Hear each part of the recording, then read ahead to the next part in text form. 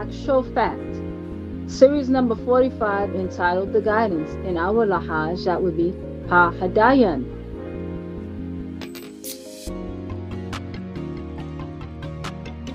Baabaa Yaanun, or known as the Master Teacher, known to us as His Excellency Malachi York Okran. Kabira means born on Tuesday. All right. June 26, 1945 AD, in Ghana, Africa. And here is the scroll of eyes as we all open our mind's eye, which is why Baba is known as Paa Taraq, or the opener. That's one of the titles Baba wears, as his job is to open the mind's eyes. And we are all coming together for the purpose of doing that. All right. So we're on page 26. Let's continue where we left off. All right. So we'll start on 26, on 201. And if Adam was in their image and like them, then he also had a wife. Let's go back a little further. So the sons of God had Janus sex with the Zazaz Tatsu, women of man, Enosites, and gave birth to Karadu children. 208. So the Elohim had wives, and Laduda birthed sons, who took wives and birthed Karadu children. And if Adam was in their image and like them, he also took a wife and birthed children. 202. So, in fact, he had a Mudad father and a Mudad Tat mother who birthed him. That is the fatal natural rules of fatal nature. 204. This they don't want you to know. Even Jesus was born of a mother and had a father. Their book says so in Luke chapter 1, verses 26 to 36 reads, and in the 6th month, the angel Gabriel was sent from God unto a city of Galilee named Nazareth to give a virgin a spouse to a man whose name was Joseph of the house of David. And the virgin's name was Mary. And the angel came in unto her and said, Hail, thou that art highly favored, the Lord is with thee. Blessed art thou among women. And when she saw him, she was troubled at his saying, and cast in her mind what manner of salutation this should be. And the angel said unto her, Fear not, Mary, for thou hast found favor with God, and behold, that shall conceive in thy womb, and bring forth a son, and shall call his name Jesus. He shall be great, and shall be called the Son of the Highest. And the Lord God shall give unto him the throne of his father David, and he shall reign over the house of Jacob forever. And of his kingdom there shall be no end. Then Mary said unto the angel, How shall this be, seeing that I know not a man? And the angel answered and said unto her, The Holy Ghost shall come unto thee, and the power of the highest shall overshadow thee. Therefore also that holy thing which shall be born of thee shall be called the Son of God. All right, that's the King James Version. 205. And the Quran makes it clear that Gabriel came as a physical man. The Quran, chapter 19, verse 17 reads, So she, Mary, mother of Jesus, took from around them a screen, so we, Allah, and heavenly hosts sent toward her, Mary, mother of Jesus, our own breath as soul. So he became the likeness for her, Mary, as a flesh and blood man, Gabriel, equal to a mortal man in every way. All right. Bashar is flesh. All right. So you have the word Baba from Arabic, Bashar, being translated as flesh, all right?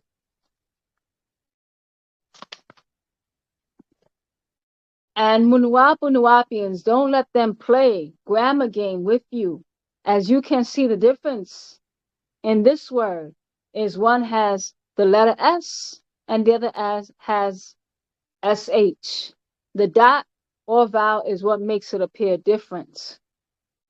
Well, according to modern grammar, this or that, the words were spoken, written down by men. No grammar, no vowels at all.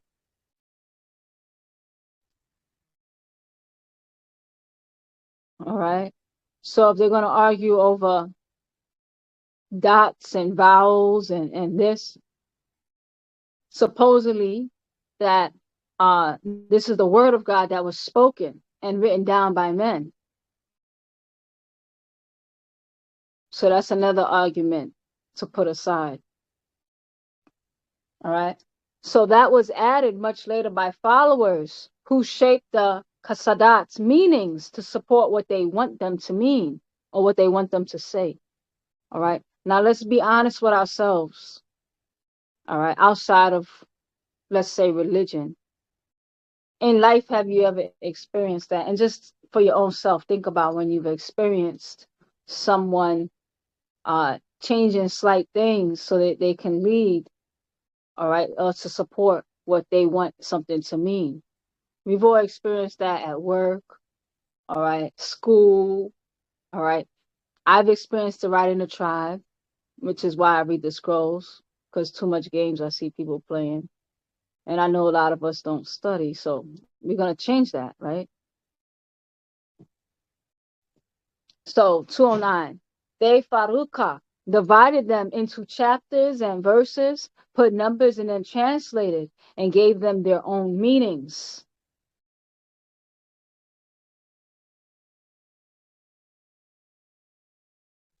You ask them, what does Adam mean in Habarui or Hebrew or Arabui or Arabic?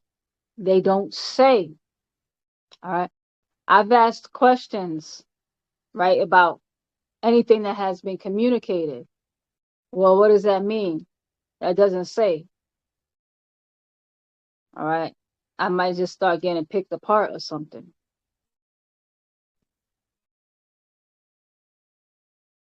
All right. Or just cause I go back 30 years with Baba, that doesn't answer a question. That's not the question. Now if I ask that, that's a different question. All right. 211. Adam and Edom is the same letters. A or EDAM or and describes a pill. So it's an Arabic word. All right. So whether it's Edom, Adam, or this Arabic word there. All right. It's describing, where am I?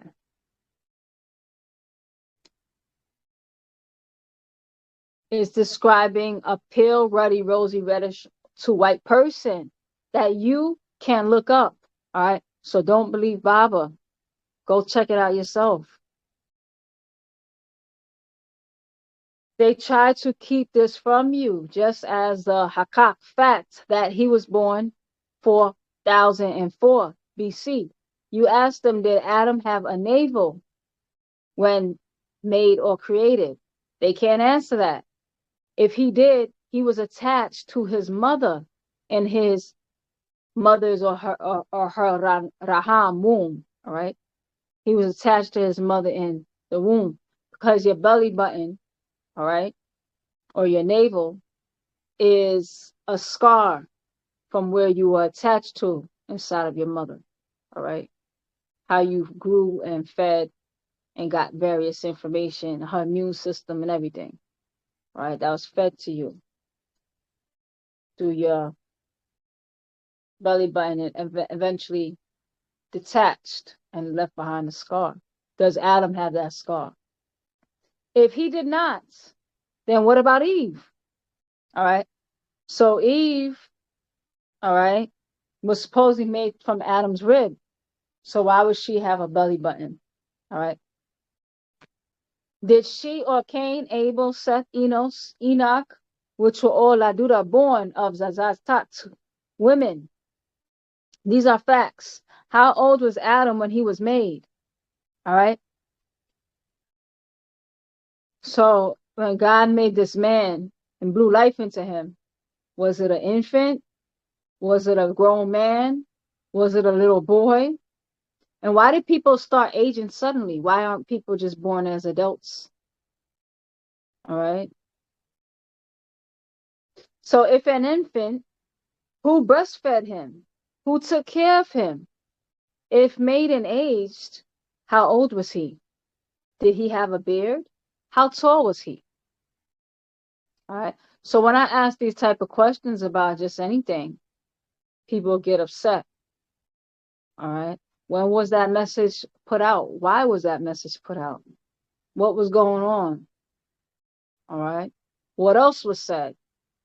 All right.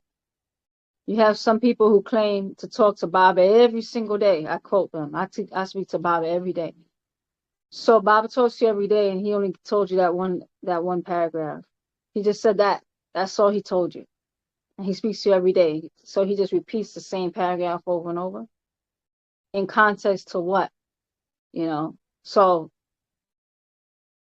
when you start asking those questions, it's not that you calling somebody a liar. That's not the case. It's just that you wanting to get everything in proper context.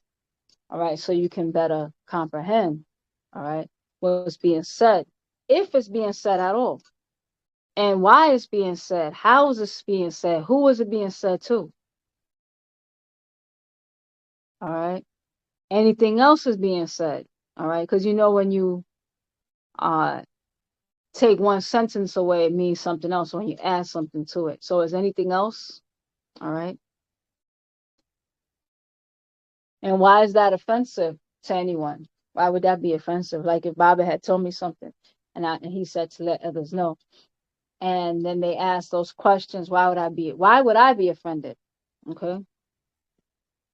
Unless I'm trying to lead someone. Unless I want to say, but you didn't ask other people questions. Why are you asking me? Who cares why I'm asking you? I'm asking you now. That's what somebody actually said. Nobody else got to ask questions, so why are you asking me? So you want undevoted faith to you, all right? And it reminds me of like when somebody's abusing somebody, and it's like I've seen people do that to other people. They'll see somebody being taken advantage of, and then the person doesn't want to be taken advantage of by this other person, and they say, well, you let everybody else do it, or you gave $100 to everybody else, why you don't give me $100 too? And it's like, okay, so I see everybody abusing you, so why you don't let me abuse you too? All right. So that's how I hear it when people, even if that's true. All right. So they all avoid these actual facts and hope they are never asked. Just as where did Cain get his Hamatat, wife to birth Karadu children, if only Adam, Eve, and him were the only three people on earth at the time? You must ask them these things. Don't let them give you his story of lies, deceptions in place of the hakakat, actual facts. The devil is a modabor, a liar. Did Eve, Hawa ovulate, menstruate, go through menopause? Did Adam have nipples? Why? All right. So now if you're not having a natural growth cycles, all right, you're gonna have a whole nother totally looking being. And if you have that totally different looking being, how did that being look? All right. And was that being who suddenly is just born in this unnatural act, all right, or created, and now it can go through natural cycles and just start giving birth, all right? Do they take after that unnatural look, or do they take after the natural look? And when do people start having belly buttons? Just things to ask yourself. When do we start having nipples? Because that child didn't need to eat. but how come I need to eat? All right. So you must ask them.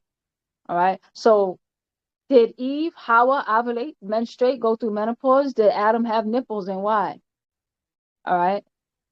Why did she have mammary glands if Qarad childbearing was first and only parts of her judgment for her sin? All right, as the Genesis chapter 3 verses 16 says, upon the woman he said, I will greatly multiply thy sorrow and thy conception. In sorrow thou shalt bring forth children, and thy desire shall be to thy husband, and he shall rule over thee. All right, so this is a response to supposedly her sin. All right. Before her sin, she wasn't giving birth. She didn't. So why would she have breasts? All right. Why would she need these things if she's not giving birth?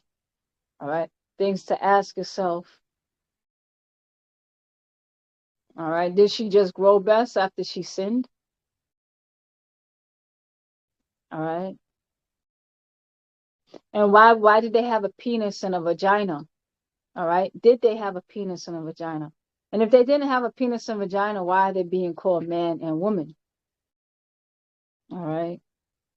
But supposedly they have a penis because they define a male as a being with a penis and a vagina, the female. All right. So why do they have these things? Why do they have reproductive organs if they're not reproducing? All right. These are questions to ask yourself. Now, that's how lies are. All right. About anything, it doesn't have to be religious. But sometimes when you start critically thinking, the story falls apart. All right. And it doesn't make any sense. All right. Hasmuni.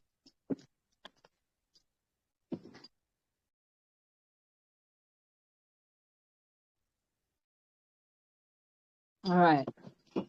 My dress is long. It keeps getting caught in my chair. All right. So, yeah. So why do they have reproductive organs if they're not reproducing? All right.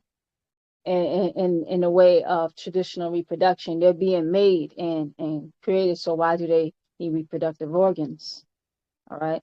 Now you running into the pattern of a liar. All right. So when you start asking enough questions, you run into those glitches in people's stories. It doesn't add up after a while. All right. It only adds up because you're not asking questions. All right. So if this was when she was told that thou shalt bring forth qaradu children, then before Genesis chapter 3 verses 11 through 15, why will women have a need of ovaries? The gadad gland for reproduction that reproduces eggs. All right. That's a good question when it comes to women, because unlike men, women are born with their eggs. All right. Men, after they go through puberty, because men don't have sperm their whole lives. When they hit puberty, they start to develop sperm and create it. And then sperm dies and is created all the time. All right. So they have life and death cycles of the sperm. Whereas the eggs, they just have, they're old. They're as old as she is. So why was she born with eggs? All right, why was she created with eggs when she was pulled out of the rib of Adam? All right, that wouldn't measure up. So the place in the female's inner body containing ovals, why would she need this when she was made from a rib bone? Genesis chapter 3 verses 11 through 15 reads, and he said, who told thou that thou was naked? Hast thou eaten from the tree whereof I commanded thee that thou shouldst eat, thou should not eat? And the man said, the woman whom thou gavest to be with me, she gave me of the tree, and I did eat. And the Lord God said unto the woman, what is this that thou hast done? And the woman said, the serpent beguiled me, and I did eat. And the Lord God said unto the serpent, because thou hast done this, thou art cursed above all cattle, and above every beast of the field. Upon thy belly shalt thou go, and thus shalt thou eat all of the days of thy life. And I will put enmity between thee and the woman, and between thy seed and her seed. It shall bruise thy head, and thou shalt bruise his heel. All right. So now you have race wars, enmity between thee. Seems like he's talking to the snake. So the snake is reproducing. So is the snake a man? All right. And then the woman. All right. Or you start to create those haplogroups that this other person who so wants so badly to be a successor. So he has a special Y chromosome and he's pushing that. All right. He's pushing that to some people right now of the haplogroups that males inherit solely from the father, from the Y group, the Y chromosome. Which only further divides. All right. Because when we start going through our tribe, for example, let's just say we're going to just stay in America. They did a study that a lot of Black American men actually carry the haplogroups of Caucasians and not actual Africans. All right, because of all the rapes that happen in this country. All right. So who would be pushing that doctrine towards you? All right.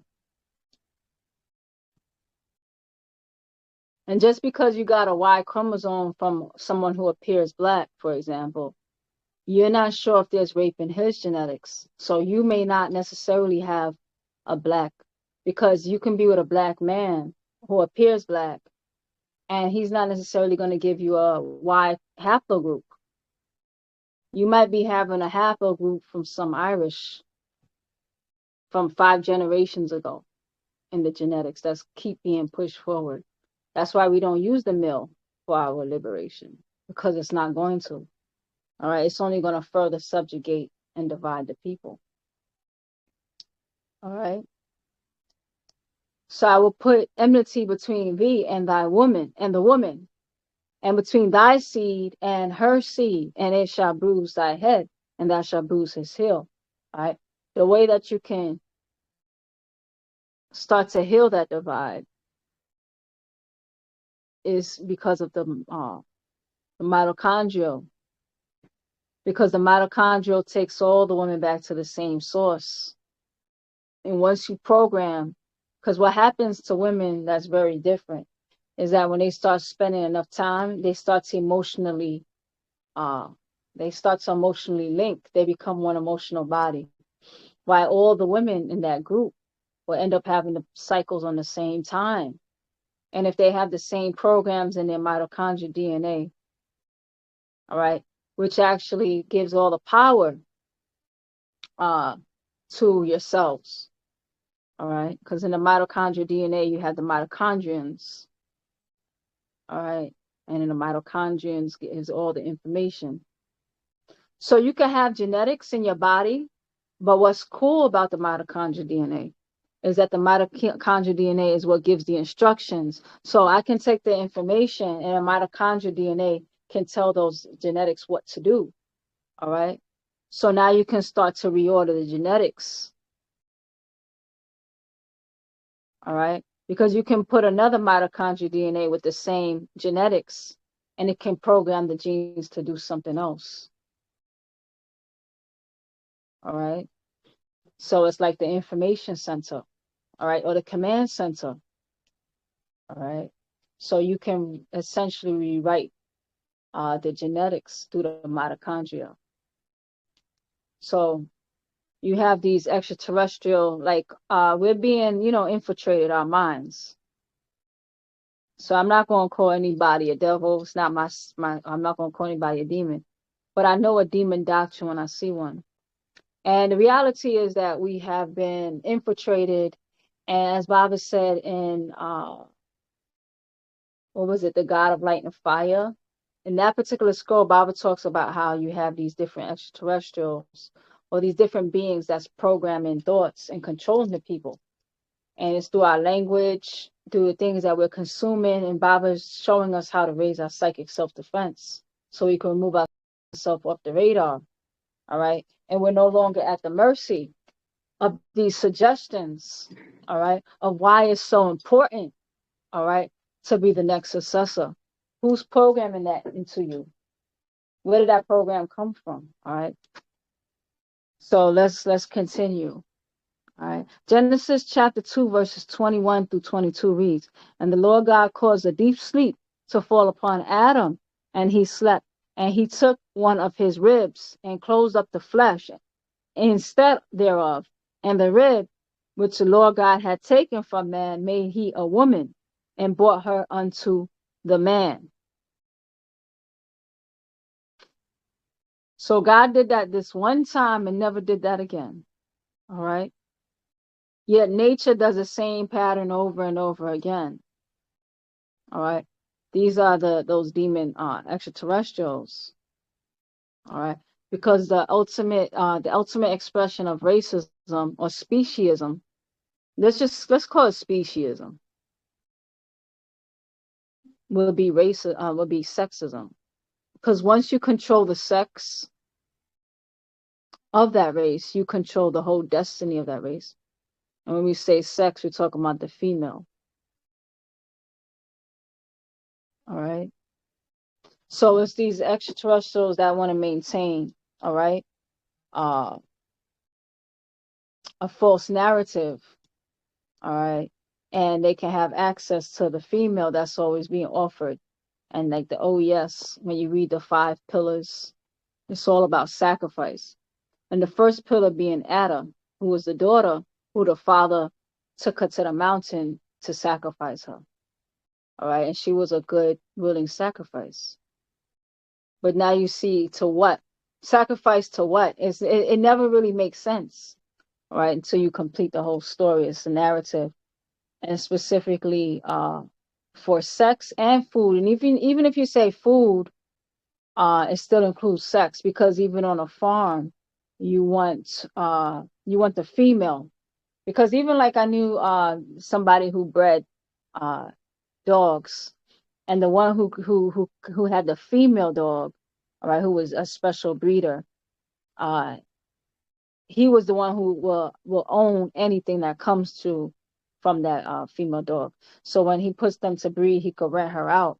He would rent the female dog out to be impregnated. And how would he do it? I forgot. Okay, he would make them like people would pay him, yeah, so that the dog could breed. And then now she can give birth to like 5 or 6 puppies. So he's going to own the whole industry that's coming for her. So if you own the female, whatever species it is, you own the whole industry. All right. So they had males that would create these relationships with this God. But the God don't really need the male. But the God would say, "You're great, and we want dominion over the race." All right. So it became a deal between males, where they were just selling women, all right, or species, females, whether it's humans or whatever it is, all right, because they're controlling the industry. All right. So you keep those genetics dormant, all right, so you don't let her know how great she is, because you keep the genetics under a certain control. Because the Mafkuzet, a lot of us have Mafkuzet as explained in our Mafkuzet Elixir Life, but a lot of it is not active. It's dormant, and it has to be turned on and active and healed. All right. Now you're going to give a different set of information on what you want those genes to do. But as you keep the genes dumbed down, all right, you can have outside forces come and control those genes. All right. So the alien forces want to kind of turn down the powerhouses. All right. And that's how they like it. So they can go and colonize. All right. So If she was made from a rib bone of a Zazaz man, why did not have a who did not okay, if she was made from the rib bone of a Zazaz man, who did not have a Bahar or a navel? Because he did not have a mother or a placenta, then she had no need of a raham or a womb, nor did he have a need of a penis or a maman, nor a matal sperm or manam sperm or semen. Manam is semen. If birth was the result of their sin, not before, all right? Because before they're showing that their God is creating them. Afterwards, we're going to punish you and make you reproduce. We're going to make you have sex. That's a punishment, all right? So, that's the result of the sin according to the way they're writing it, or according to the way that they're leading the information, all right? So did they have sexual organs? All right. Why would they have sexual organs if they're being produced from the dirt and from ribs, all right, and non-sexual body parts, all right? So from Genesis chapter 1, verses 26 to 27, and how could they multiply, as in Genesis chapter 1, verses 28 says, and it reads, and God blessed them, and God said unto them, be fruitful and multiply and replenish the earth and subdue it, and have dominion over the fish and the sea, and over the fowl of the air, and every creeping and every living thing that moveth upon the earth. All right. An even interesting word of subdue it. All right. To subdue something means to like capture it. So they're putting sex, multiplication, and all that to subduing. All right. Replenish the earth and subdue it. All right. Because the reality is, if her genes are turned on, you won't be able to subdue it. All right. You're just going to join on. You'll just be able to join on to it because the powerhouse of the cells come from the mitochondria. All right. But if that's shut down and dormant, now you can subdue it. All right. And you can implant some other program. All right. That's how genetics work. And that's what they do to the genes. Did she give birth then? Or at Genesis chapter 4, verses 1 through 2, it reads, and Adam knew Eve his wife, and she conceived and bore Cain, and said, I have gotten a man from the land. I have gotten a man from the Lord, And she again bore his brother Abel, and Abel was a keeper of sheep, but Cain was a tiller of the ground. You see, they have all their stories all confused because they removed the parts from the Sumerian tablets they did not want known about themselves. All right. That's why it's so confused. All right. Because in reality, when you have a truth and it starts getting questioned, you get more clarity, more clarity. Oh, I got more information. As you see, with Baabaa, he's putting more of his information out. It's unfolding more. All right. It's unfolding. You're getting more details. That's how that links to that. Okay. I get it. All right. Wow. I didn't realize that. All right. That's how truth unfolds. But what happens is that lies trap themselves. Because if you keep asking questions, that doesn't measure out. It no longer measures out. All right. Why? Because you see, when people they don't want all the story told. They tell the parts. But when you start questioning them, it's going to lead you to the parts. That's either going to expose a story that they were hiding in the first place. All right. Just from reasoning it out. So a truth should reason out. That's why we call it sound right reason. All right. So you'll realize the more that you ask questions, you may actually get the answer to the question that you're asking before you even get the answer. Then when a person tells the truth, they'll say the conclusion that you left a lot of the times because that measured out. All right. A lot of times you'll realize that happens. So you see, they have their stories all confused because they removed the parts from the Sumerian tablets. They did not want known about themselves. So they make up all kinds of lies in their new Safahats books, then mistranslations. What they feed to you in their religions, these amutats, days. And their Bible does speak, and their Bible does speak about the navel needing to be cut in those days. The navel was not cut, all right?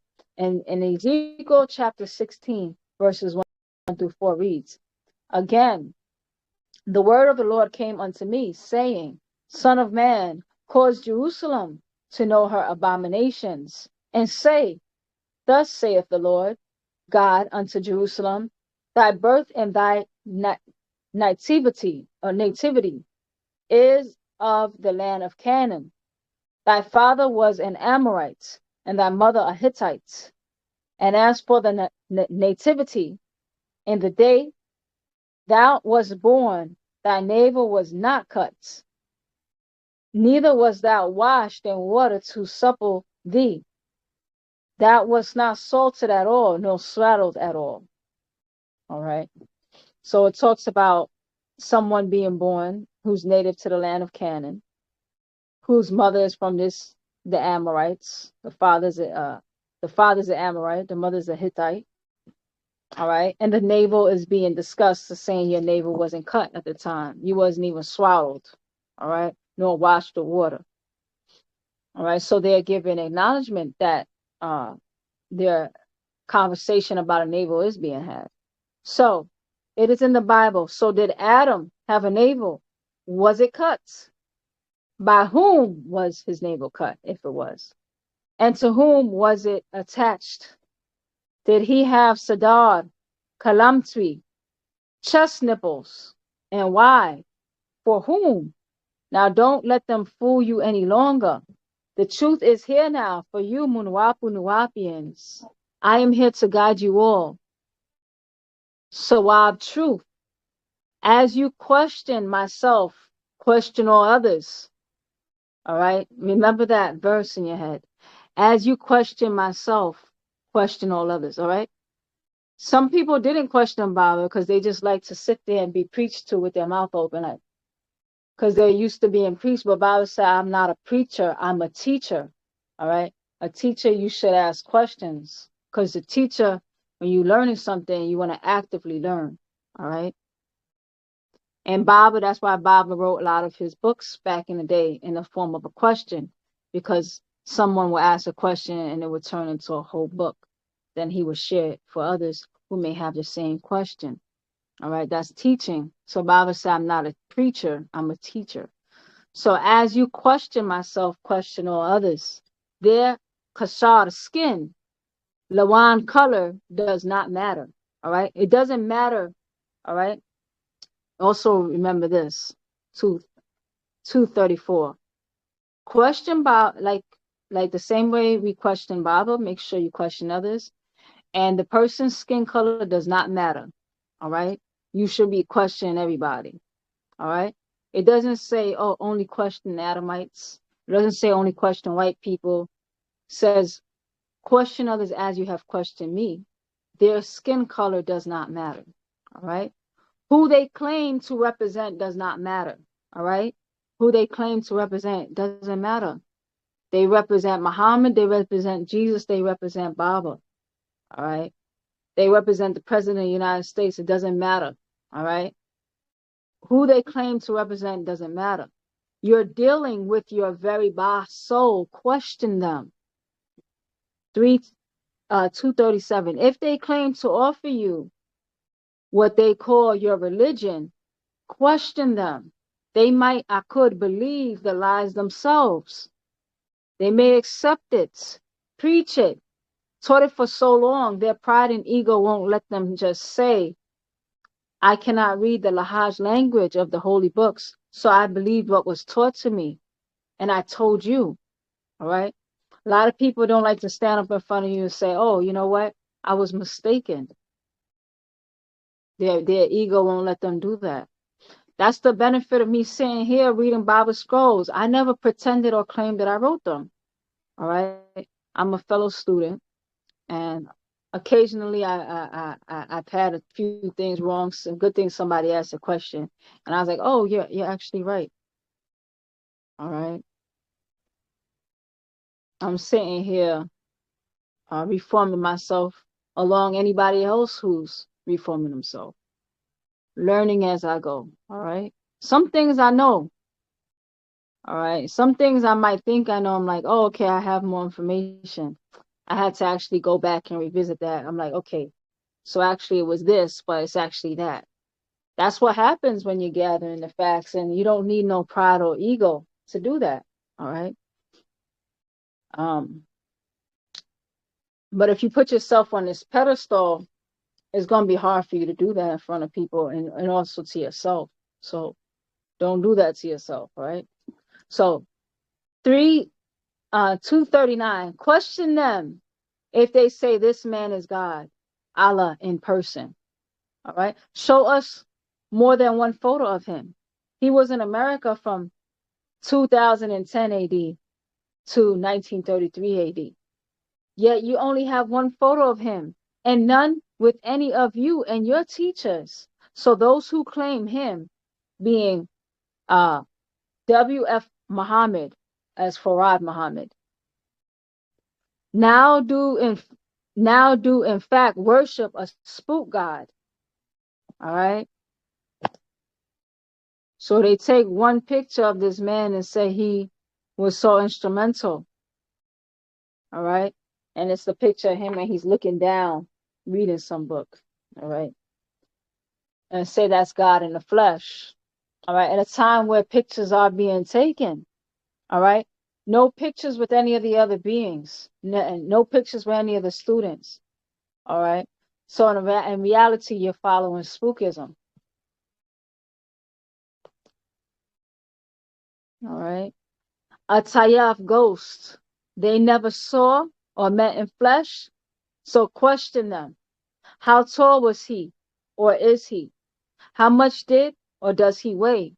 Did he baruf eat? Sharub drink? Pass baruf food? What Salau race was he? Kadesh pure or mixed? All right, what race was he? They like to say he is a black man. All right, was he a pure black or was he mixed? All right, which would mean not mixed or diluted or tampered with in any way. What was his blood type? All right, do you know? If he is a half breed, he is mixed and tampered with, and therefore not al-Qadus, the holy one of the Muslim deity, Allah's attribute, the holy, the fourth name of Allah. So if he was mixed, he was not pure, as in holy. And know this, Al-Hadai, the guide, Allah, in Al-Islam is called the 94th attribute, Al-Hadi. I was saying Al-Hadai, I meant to say Al-Hadi, the guide. He is not, cannot be who he sent, Al-Mahdi, nor can he be Al-Masih, the Messiah, nor can Allah, an unseen deity, Quran chapter 2, verses 3, be at and Nabi, the prophet, and Nabi, the prophet. They do not interchange positions, all right? Because Baabaa is addressing what some people say about Farad, or that he's God in flesh, all right? But at the same time, they say that Allah, or Allah in flesh, but Allah is not a prophet, all right? And these are not interchangeable positions, all right, according to what they subscribe to, all right? So if you're told you're from the tribe of Shabazz, as many of you have been, you question, show me where I can read and see what you claim, all right? What language is this word, all right? So you're from the tribe called Shabazz. What language is that, all right? Where are they from? Show me where I can find it recording in that language, past or present. In what Lahaj language? Asked to see the record and dated. You must question them as you have for Shamutat years questioned myself. All right. So Bible said you guys stood up there and questioned me for years, and I took it. I answered your questions. I still answer your questions. All right. He didn't say stop questioning me. He said start questioning them too. All right. Don't let them hand you over to the Arab world of Al Islam. They were the original slave masters. How do you think Bilal of Ethiopia was a slave, and so many more? And their holy book, Quran, it condones slavery for Arabs. What do you think those slaves were? Or who do you think those slaves were? Not Pa Kakasnadu, the Caucasoid of others. It was Unagaru or Nagad Nadu Negroids. All right. The Arabs and Islamism is not your natural religion or way of life. If only you knew, or if only you know. 259. So you don't let anyone just tell you this or that about yourself. You test that spirit, that person. You ask them questions and you seek answers. Don't believe me. Check it out. Any person, Kamem black, Samir brown, Safir yellow, Hamir red, can have a devil inside them, making them teach his story his way. All right. Baba spoke about that as well in what happens even with our scrolls. And he spoke about that in the apostates and the emotions. All right. Where the emotions have people come in and they distort the information. All right. To suit their emotions. So they take the mind and they make it mine. All right. And they get walk-ins and one of their 29 plus influences. All right. Come and take over the sound right reason. And it leaves out the door. All right. So Baba talked about how that can happen with our own information, even still. All right. 262. It is the only right thing to do for the Sadek, Hadayan, the true guidance. If a Shakas person has the actual facts, the Sawab truth, they have nothing to fear when being questioned. All right. So when I was being told and harassed, I consider harassment. Over and over and over, keep talking about how I dress. I'm just trying to read the scroll. All right. I don't want to wear the hijab. Okay. Sitting in my house. I don't want to wear Bula Nuabi. So I'm like, let me look at the nine. What are the nine? What the Bible says, the 9 jewels of the Sabian woman. All right. Can you wear that? Sure, you could wear Bula Nuabi. You could wear there's many suggestions you could wear. You could wear the what do you call the sari, the Indian sari. You know. There's some beautiful West African outfits that's beautiful as well. All right. You have a beautiful shawl. All right.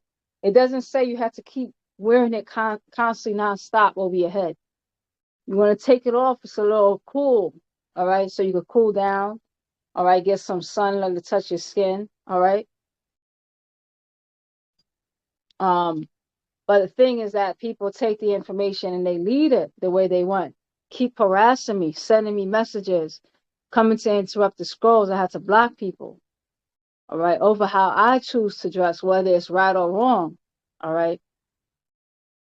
And then the reality is I asked questions. I never said, I reject what Baba said. I never said that ever. And then the person said, you reject Baba. I said, I never rejected Baba. I questioned because it sounded a little bit left field to me. So I questioned and I said something you don't appreciate, you don't like being questioned because you said that yourself. The person said, but you guys didn't ask them questions, you asked me. All right. So the reality is ask questions. Sometimes I know the answer, sometimes I don't. I don't necessarily, I never claim to know everything. Sometimes you might realize that, oh, okay, you're a little mistaken, Zamalta. Oh, I am? Okay. I'm happy you asked then. All right. Because That's why we read together, because I don't want to misguide anybody. Because at times I have read and I got more. And I realized when I read with somebody else, then they said, "Oh, are you sure you read that right?"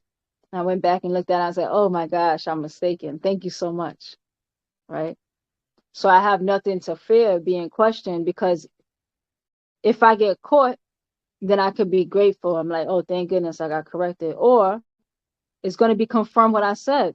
All right. So what do I have to fear? All right. So if a sakas person has actual facts, the sawab truth, they have nothing to fear when being questioned. No anger. Only only questions that can be confirmed. Sawab kaun sawab. Truth is truth. All right. So why are you angry by what a person asks you a question? All right. That's your business, you know. Don't ask me personal. Sometimes people want to ask me my personal business. That might make me a little offended. Why you asking me my personal business? But you asking things that affect your soul. So if somebody asks a question, how does that affect you? Why you want to know that? Now, if you're asking something about a message that was delivered that can affect your soul, that shouldn't be any issue with you asking about it. You should be asking about it, especially if you're not clear. You want to know why, how, when, where. Oh, okay. Because the great thing about that is that when you when you uh when you know the facts, you can respect it more rather than you just are afraid of what people think. So that's why you're doing it. Eventually, you're gonna revert back to what you were doing before. But if you can get the facts, this is another reason why you ask a question. When you get the facts and you have the facts, it's easier to hold fast to the facts, because the facts will give you that longevity. All right. And then that's where the true transformation happens. So if you needed to transform something about yourself and you got the facts on it, it would be a lot easier um, than if you're just going along because somebody said that. Because the moment the person isn't looking, you're gonna do it. You're gonna do what you were doing before anyway. All right. So it's better for yourself also, if you're really about transforming yourself into the best version of yourself. It's in your best interest to get the facts. All right. It make that transformation a lot more permanent. All right. So 264, no anger. All right. The person has nothing to hide. All right. They don't fear being questioned. No anger, only answers that can be confirmed. All right. They just answer you in a way that can be confirmed. Sawab kaun sawab, truth is truth. All right. They don't answer you in a way to make you feel guilty that you asked the question. They just answer you in a way of something that you can go and take time to go confirm yourself. All right. If a man says you're Moorish, ask him what Lahaj language is that Madat's word, and does he speak that language? How long have you been Moorish and in Islamism? The Lahaj language of Islamism is Arabic. Do you speak Arabic? How long have how long for how long do you claim to be Islamism? More is not Arabic. All right, more, that's not an Arabic word. It is Roman, called Latin. They then Spanish, Portuguese, and Morenos means dark, black. Don't believe me, check it out. All right. So they go through all that. They go through Moors a lot of time. They go through all that effort to tell you that you're not black. All right. Only to tell you that you're Moorish. So then you go look up the word Moorish, and it takes you back to the meaning in Latin of black anyway. All right. So you have a right to question any Zazaz man who claims to know what is best for you, about you. Question. All right. I'm gonna also add something, Bob, and right. You have the right to question any Zazaz man or Zazaz Tots woman. All right.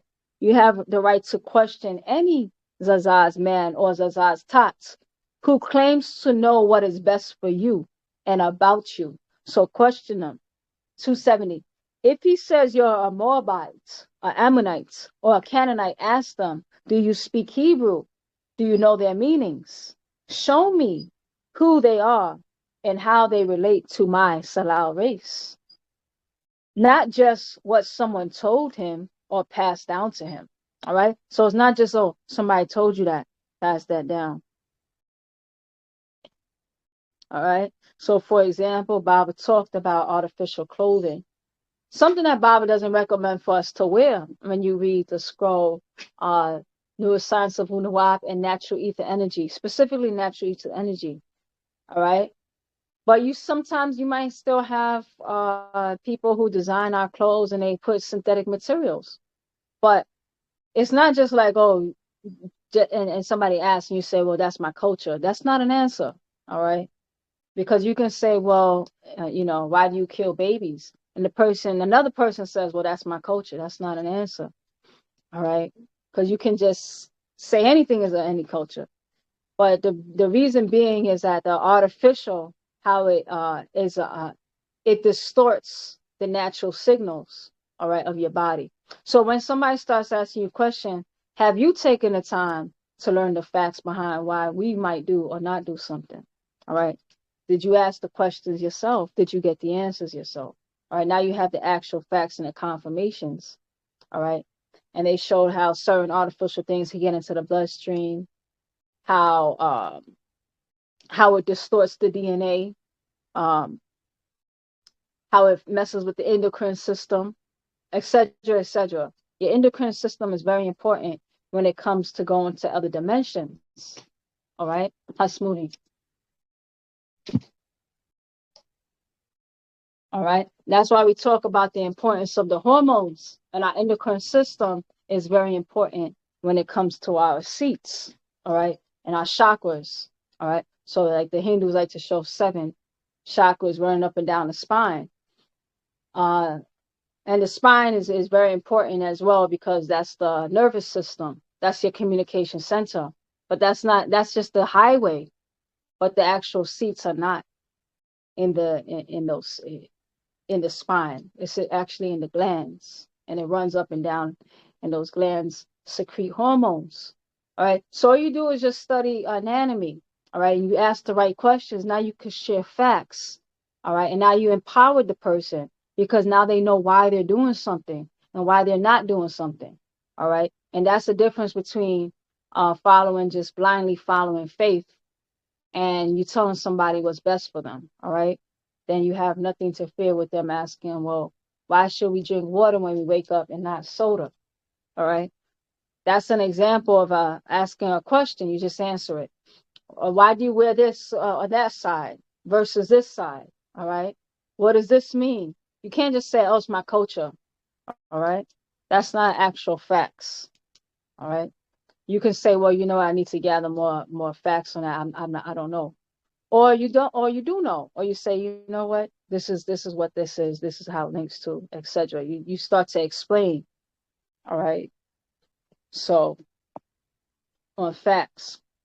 So not just what someone told him or passed down to him. All right. Question any and all for the Sadek Hayanat's true guidance. All right. So you're asking for true guidance. Because I said so is not true guidance. Because Baabaa called himself a teacher, not a preacher. He said, I'm not a preacher, I'm a teacher. All right. He came for true guidance. A Zaza's man is allowed to make any claim or experience about himself.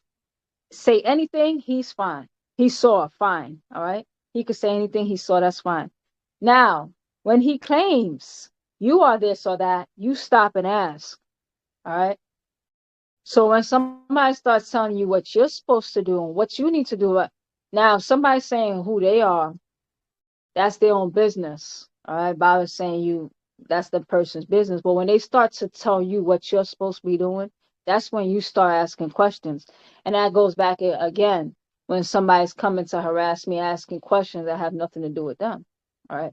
But when I start to make claims that's going to affect them, then they have the right, all right, to start and ask questions. All right. So now when he claims that you are this or that, you stop and ask. Born of incest as Moabites. All right. Because I hear people saying that they're Moabite, but when you go and look at the story about the Moabites, those are the 2 daughters that got the father drunk and had children from Sodom and Gomorrah. All right. Had children with their father out of spite. And the mom was turned into a pillar of salt. People call themselves Moabites and have other people telling them that they're Moabites. All right. Ammonites. All right. Born of a curse as Mukanu, Canaanites. This is not all of us or our race. It's Pa Kakasnadu, the Caucasoids, and some of us by rape. All right. So some of us, some of these things are going to be true about us by rape. That's why I keep bringing attention to what somebody else is trying to do with this whole sacred, divine, masculine haplogroups. All right. There's a lot of things that happen to women that brings them shame, and they may not even tell you everything that led to you, that what brought you here. All right. Our mothers don't always tell us everything. All right. But it could be things that has happened. All right. And we have the haplogroup. All right. So now you're going with that. All right. So some of us by way of rape. All right. Don't accept any and all teachers who sound good to get paid as they misguide you into ignorance in the Rana name of truth. All right. Some people sound good. They fast talkers, and that's not why you need to that's not why you listen to somebody, because some people can articulate better than others. Like some people are just very articulate, but you notice when you listen closely, they're just saying a lot of nothing. So you really pay attention. Did my question get answered? All right. Because what some people end up doing, they have mastered the art of what you call that. I forgot what you call that, magic, when you're doing magic in front of people. But it's like showmanship. Some people have mastered the art of showmanship. So they have mastered the art of talking and saying a whole lot of nothing. All right. And then you realize that when you really sit back, they sensationalized an empty message. All right. So be mindful of that as well. All right. Baabaa Yaanun, the master teacher, did not come to offend or insult, only to defend and get results. No more time for his Adamite religions, his stories. It is time to know who you really are, not what you became, accepted, and converted to believe you are. When you can know who you are, when you can know who you were before birth and after. All right, we're animists. We don't just go by the appearances. We get all the facts behind how that appearance even came to be. All right. So we go back all the way into the very forces of ether. All right. Before things start to solidify in pure energy. All right. And where did that energy come from? All right. Then you realize you go all the way back to darkness. All right. So now when you come onto the scene for your purpose, you make your appearance in your place and time. That becomes your what. But you connect, and that's why Bible says, hold on to the rope. You connect all the way back to the who. All right. And that's before the what. All right.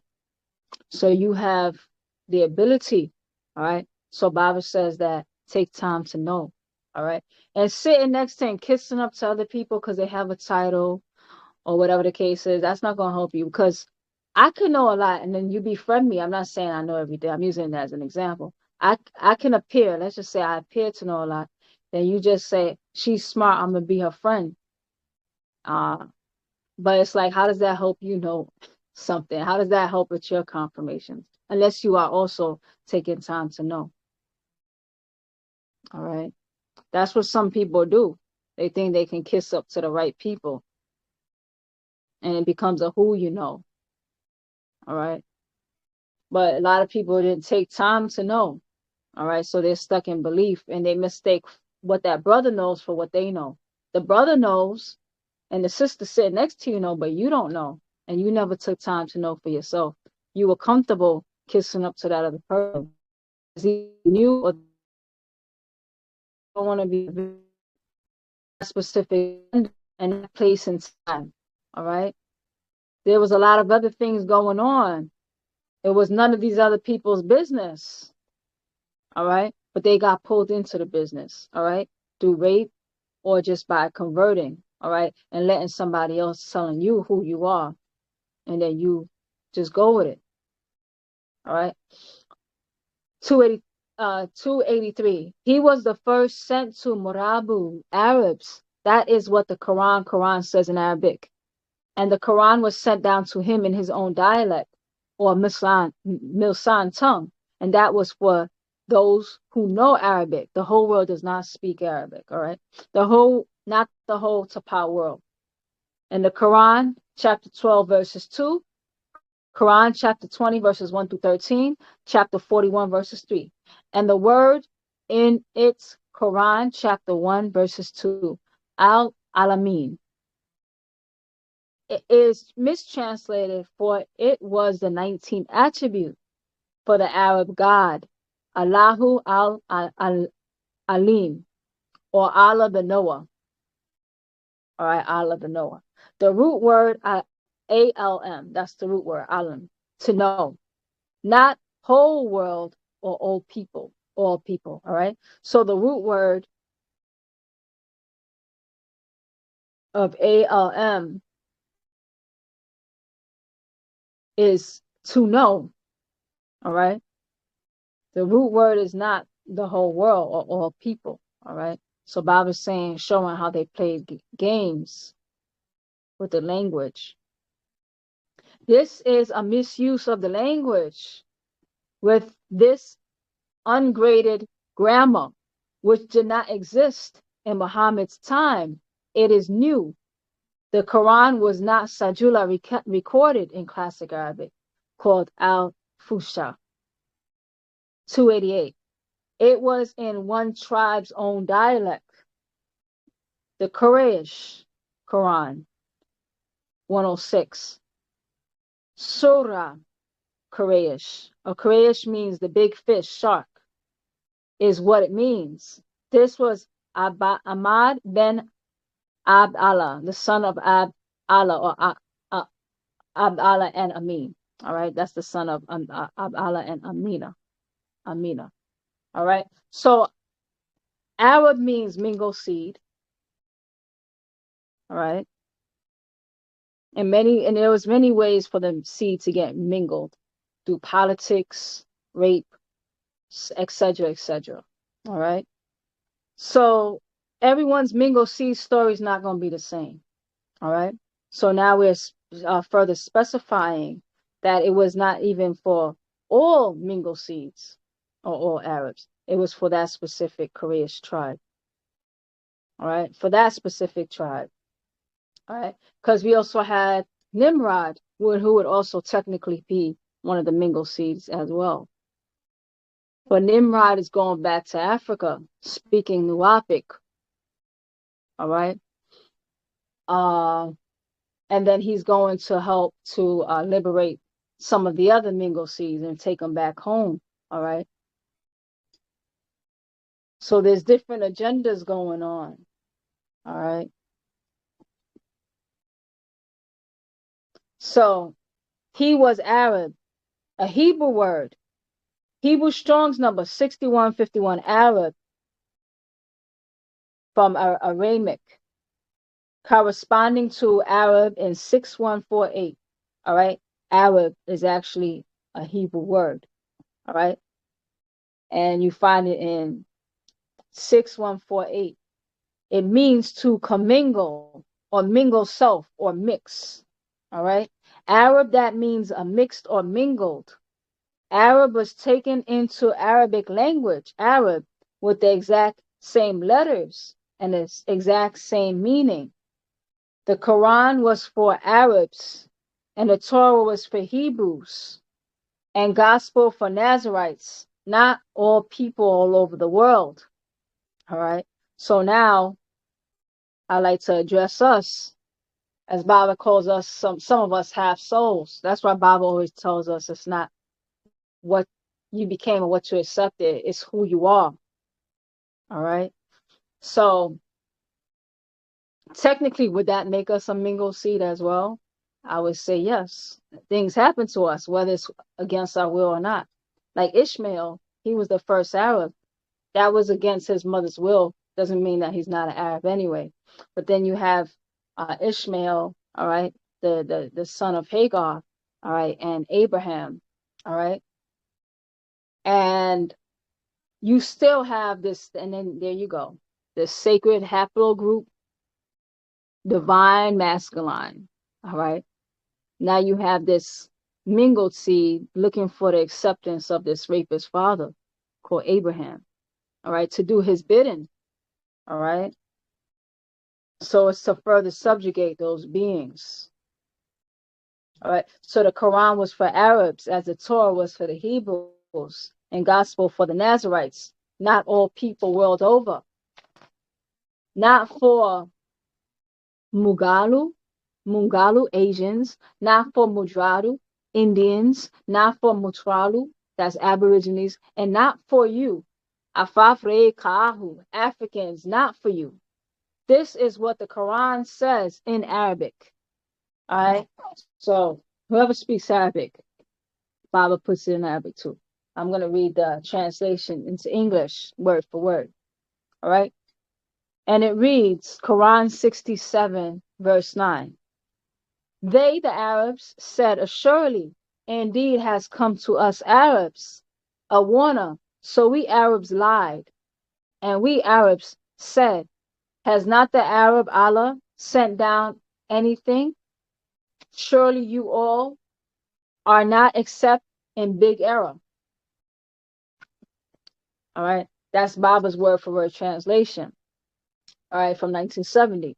But then you have also the translation from the Siha International version. All right. And it reads, and they will say, yes, a warner has come to us. But we denied and said, Allah has not sent down anything. You are not but in great error. For you, and also in the Quran, chapter 36, verse 6 says, for you, Prophet Muhammad, to warn a nation of people, Arabs who have not a warner of their own forefathers. So they, the Arabs, were unaware.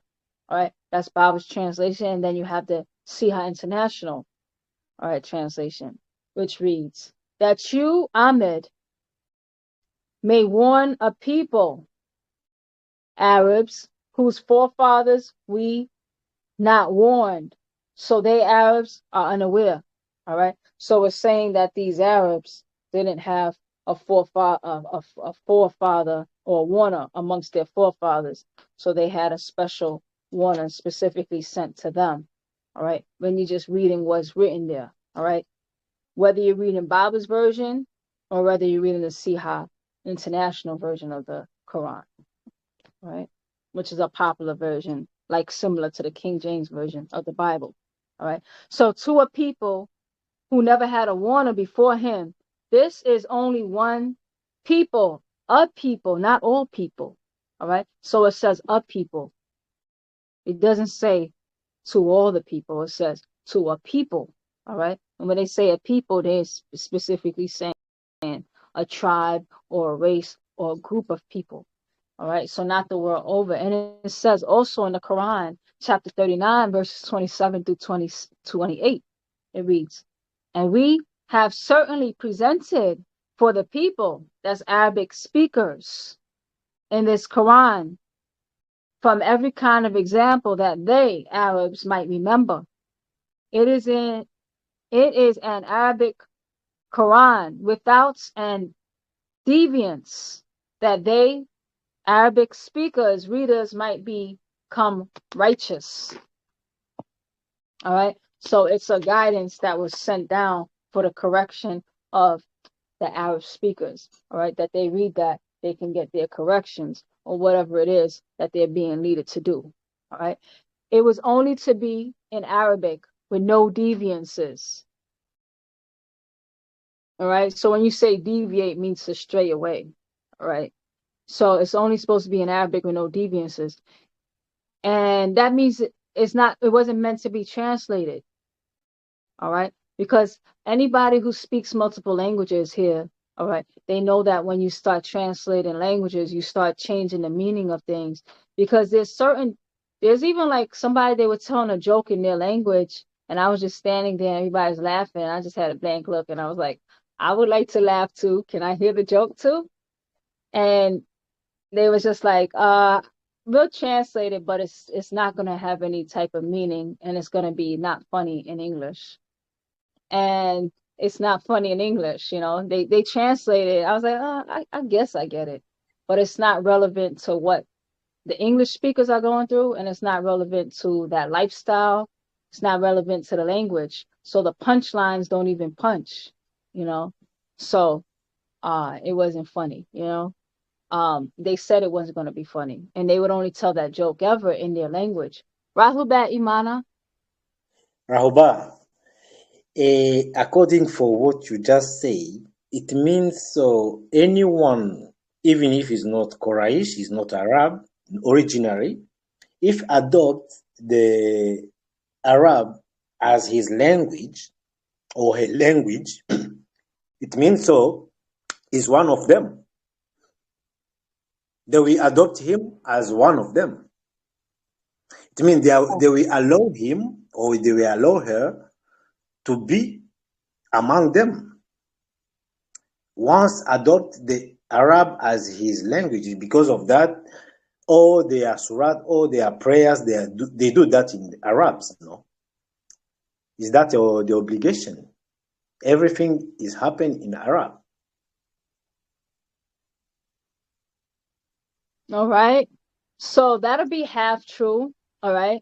So for example, the genes would still not be linked up. So for example, all right, let's just say you as an African man, you start to speak English, all right, and you start to take the instructions that was given to the Englishman who doesn't have melanin. They have their own instructions on how to live. Yes, you adopted the language, they might pull you in, and you may start to live the consequences, all right, because now you're under their jurisdiction.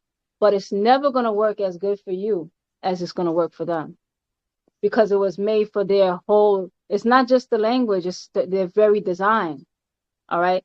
There's even certain the way certain people's palates and faces are put together, it makes it more challenging for them to speak certain languages.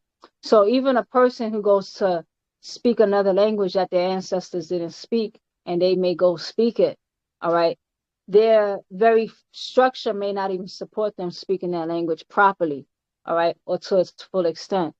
So it would never work for the non-Arabic, all right. So they may now put themselves on the radar because what was planned for those Arabs wasn't a good thing, all right. So you might be accepted, all right.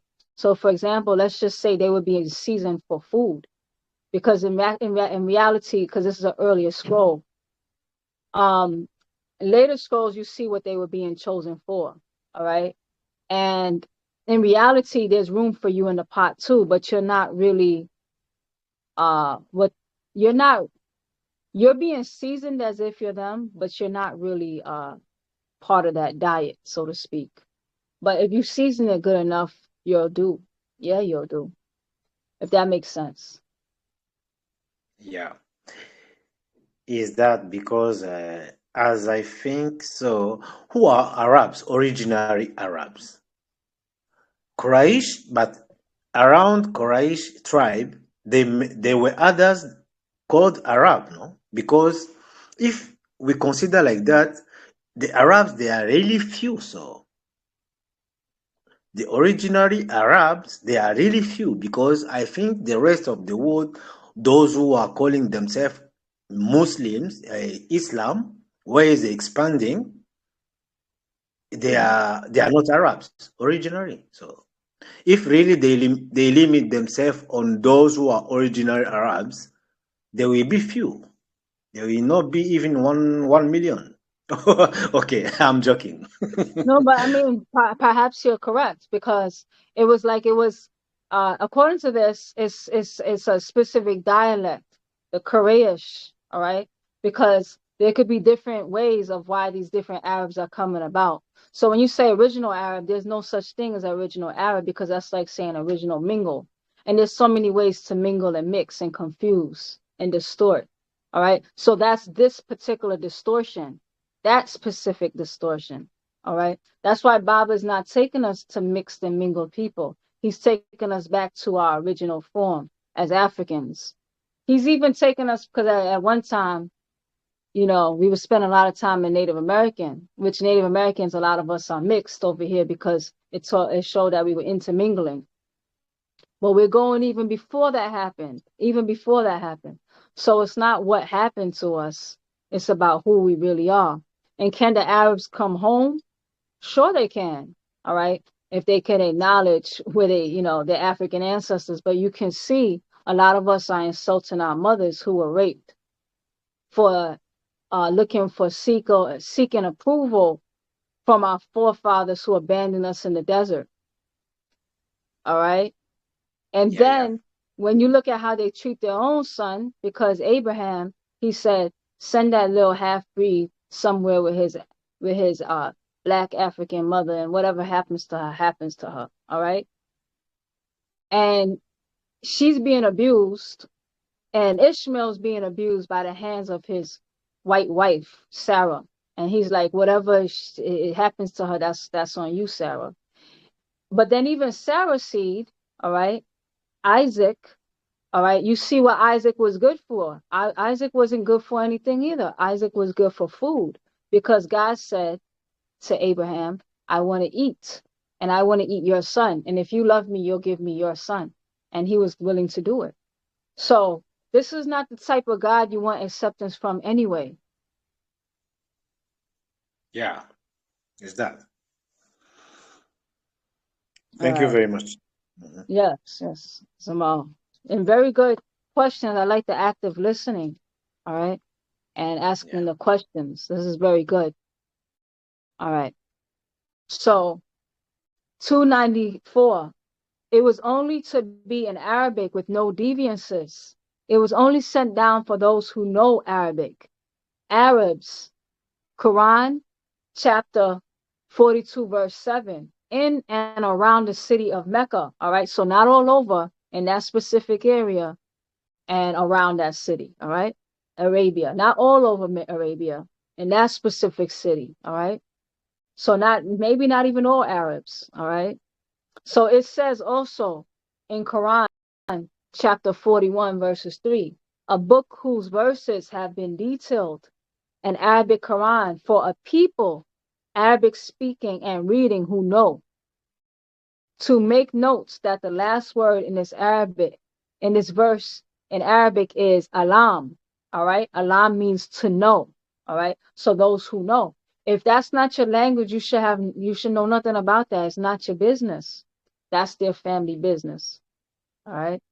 And you know what Baba says is, you guys get mixed up in things because you're nosy. You go to mind other people's business while you neglect your own. All right. So the same root letters as you see, as in ALM, which became Alalmin. All right. The knowing ones. Alalmin means the knowing ones. All right. It does not mean all people all over the world, the whole Tapal world, as the Quran calls al-dunya, the world, worldly. Quran 632 and Quran 5720 uses both words. All right. So Bible says shouldn't be any mistake, because the Bible uses dunya and they also use alam. All right. So there's no need to mix it up unless somebody's playing with that information. All right. So you can read. It says, and what is the life of this world? Only games and sport. The next abode is better for those who fear. Don't you understand? That's translated by Asaid Isa al-Hadi Ahmadi. All right. And Quran 57:20 reads, know ye all that the life of this world is but play and amusement, pomp and mutual boosting and multiplying, and rivalry amongst yourselves, riches and children. Here is a similitude Here is a similitude. How rain and the growth which it brings forth delight the hearts of the tiller. Soon it withers. Thou wilt see it grow yellow, then become dry and crumble away. But in the hereafter is a penalty severe for the devotees of wrong, and forgiveness from Allah and His good pleasure for the devotees of Allah. And what is the life of this world but goods and chattel of deception? All right. And that is translated from Yusuf Ali version. All right. So Bible gave two versions of the same script. So you see the Madat's word used in the Quran for Hayat life of this Tapa world and Donut judgments. All right. The reason why he used those because he also translates word for word specific words being used, such as dunya, all right, versus alam. So you see the Madat's word used in the Quran for the Hayat life of this Tapa world at judgments, all right, or Danant judgment. 298 is only speaking to Muhammad or Ahmed's own people, his nation among whom he was raised as their Murza'ur, one who warns, warner, their prophet, their Mublaghur, their messenger. All right. So, like you see, Baba, we usually acknowledge Baba before we do anything, before we read. We acknowledge Baba, incarnated flesh and blood, living and breathing like us. All right. Sent from us, sent to us. All right. From us, sent to us. All right. All right. So he comes from amongst our own people. All right. And that's why he talks about his origin so much and how it intermingles with our origin, because once you start telling Baba's story, it's correlating with your own story in some shape or form. All right. Because he was sent to you. All right.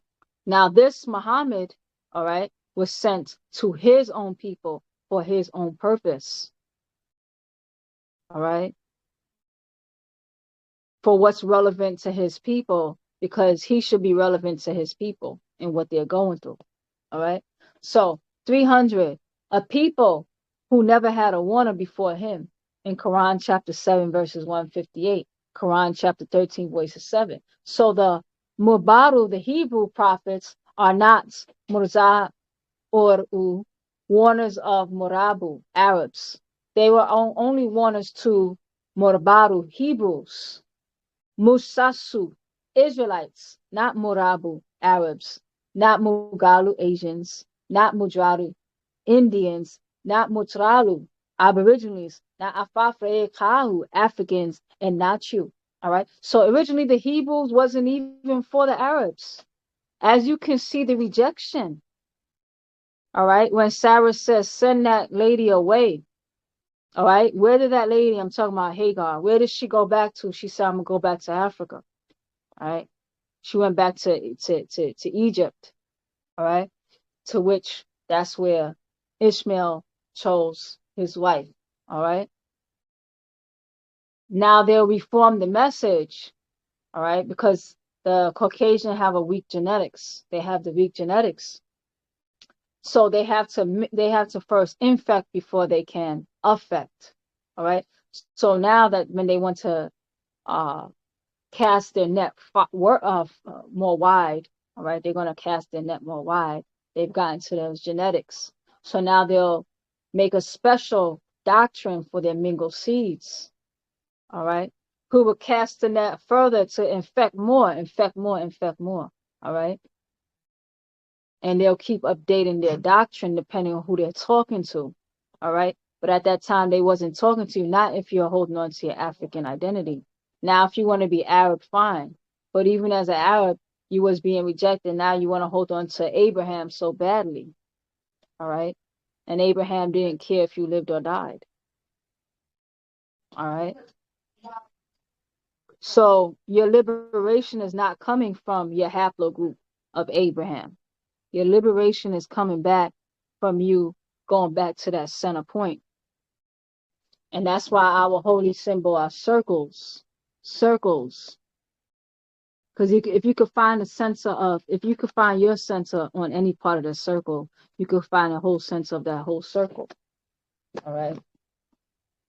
And that's why we say Nuwapu is a feminine doctrine for that reason. All right. So 302.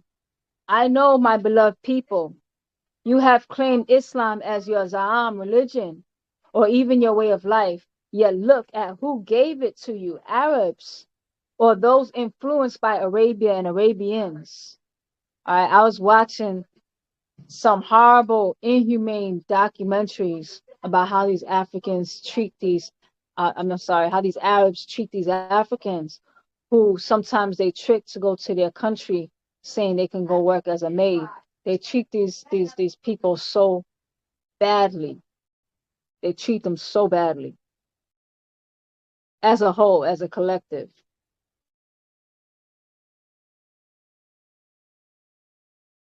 All right. I was watching, where did that girl go? She went to Saudi Arabia.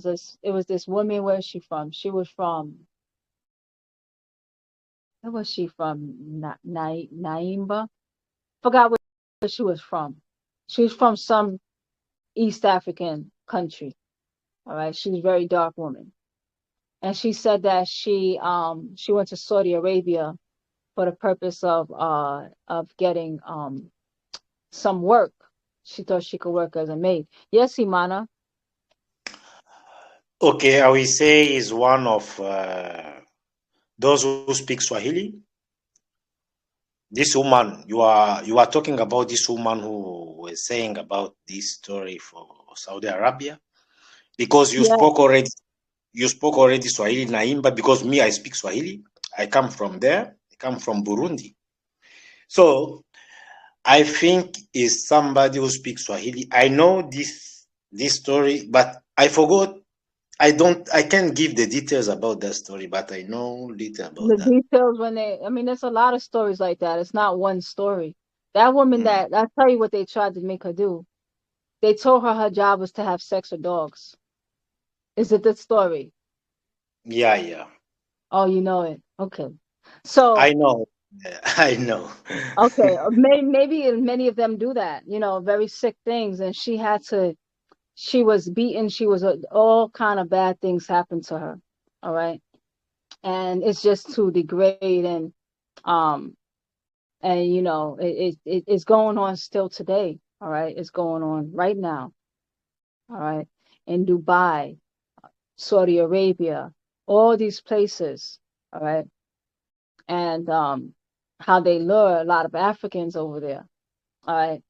For the purpose of all kinds of sick and demented reasons. All right. And sometimes just for slavery, just okay. It's nice if they're just cleaning. That'd be a good thing, you know, and not being paid compared to the horror stories. So I know, my beloved people, you claim Islam and as your Za'am religion, or even your way of life. Yet look who gave it to you, Arabs, or those influenced by Arabia and Arabians. They work with Morabu, Moirabu. That's Europeans and Euro Americans. They sent them to teach you the Morabu Arabs' Za'am religion as you started to reject Christianity. All right. So the thing is, it was an upgrade. All right. Because you were saying, I don't want no Christianity. So then same way that they reinvented that, which is pretty much the same Abraham lineage. They just gave you an upgrade, the same upgrade that they got. All right. Because they said we're about to lose them. All right. So let's reflavor the same nasty food and give it back to them. All right. So in the 1900s, they came up with a new plan to Farouk divide you. It was sects of Islam, be it Moorish, Nation of Islam, the 5%ers, Sunni, Shiite, or Ansar. It Faruqa separated Salalnun, our race. All right. So they have you calling yourself brothers with the Arabs over brothers to your own Africans. All right. That's your brother, your fellow African. All right. But they make you to confuse because now I'm confused because I'm African, but I'm also Muslim. So whose agenda should I serve? All right. That's what they do. And this is the conflict that a lot of Africans who are Islamic have. All right. But even in America, this has happened too, because in America, you have a book called Sheikh Dawood, and Bible talks about the infiltration and how that it was actually different governments that were fighting amongst each other and how they were looking how they can get control, because a lot of this happened um, uh, with certain movements, all right, with our people. So they was like, we're about to lose them, all right. How can we repackage right here in America too? Yes, Imana. Yes, exactly. This upset me a lot because I see how Muslims, I mean blacks, I mean Africans, how they have compassion with what happened in Palestine, yet they don't feel what is happening in Africa, because Africa, they never stop to kill Africans everywhere because there are wars everywhere. They are digging the mines and they never live there. I mean Caucasians, and they are killing African by disease, epidemic. They are killing them with wars. They create wars every year. They never stop. But we meet Muslims, these Africans who are calling themselves Muslim, they have compassion with Arab people.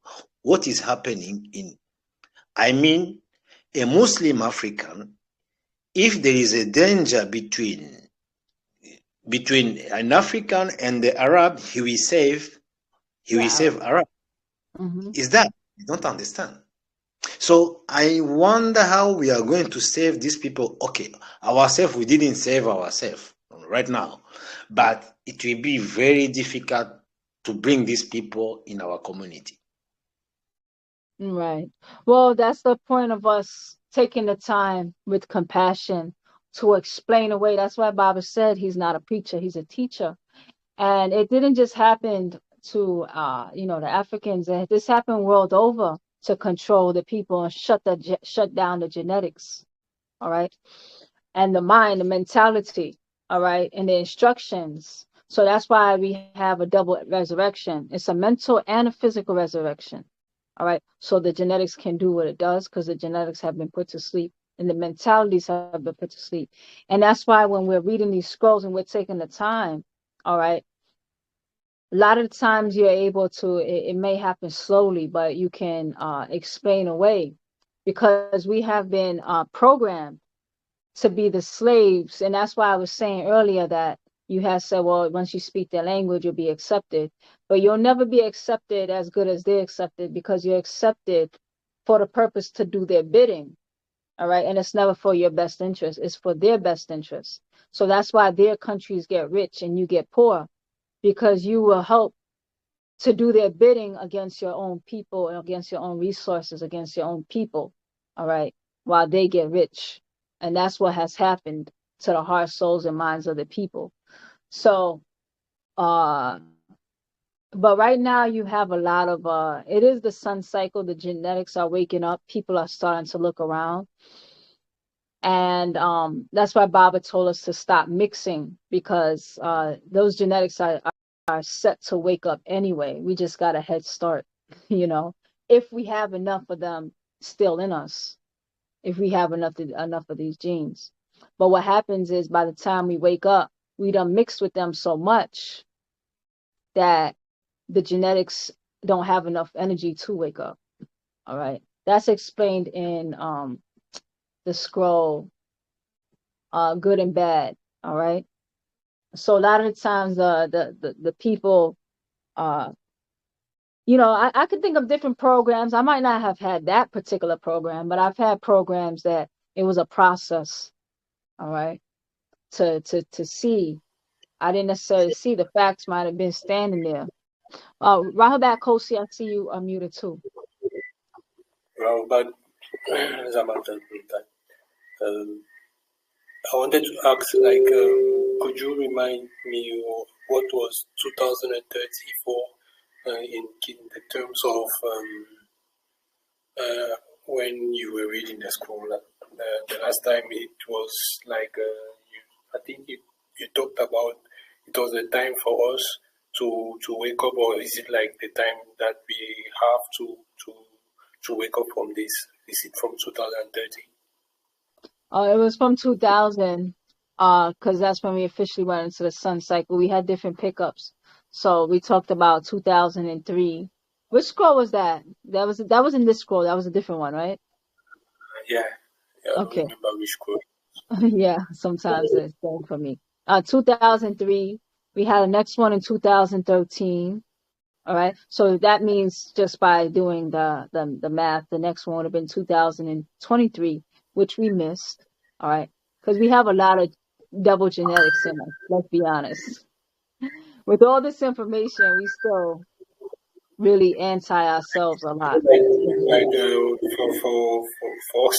us to be picked up, or is or for us to the time for us to get on the right path? To clean ourselves up, because we have until 2030.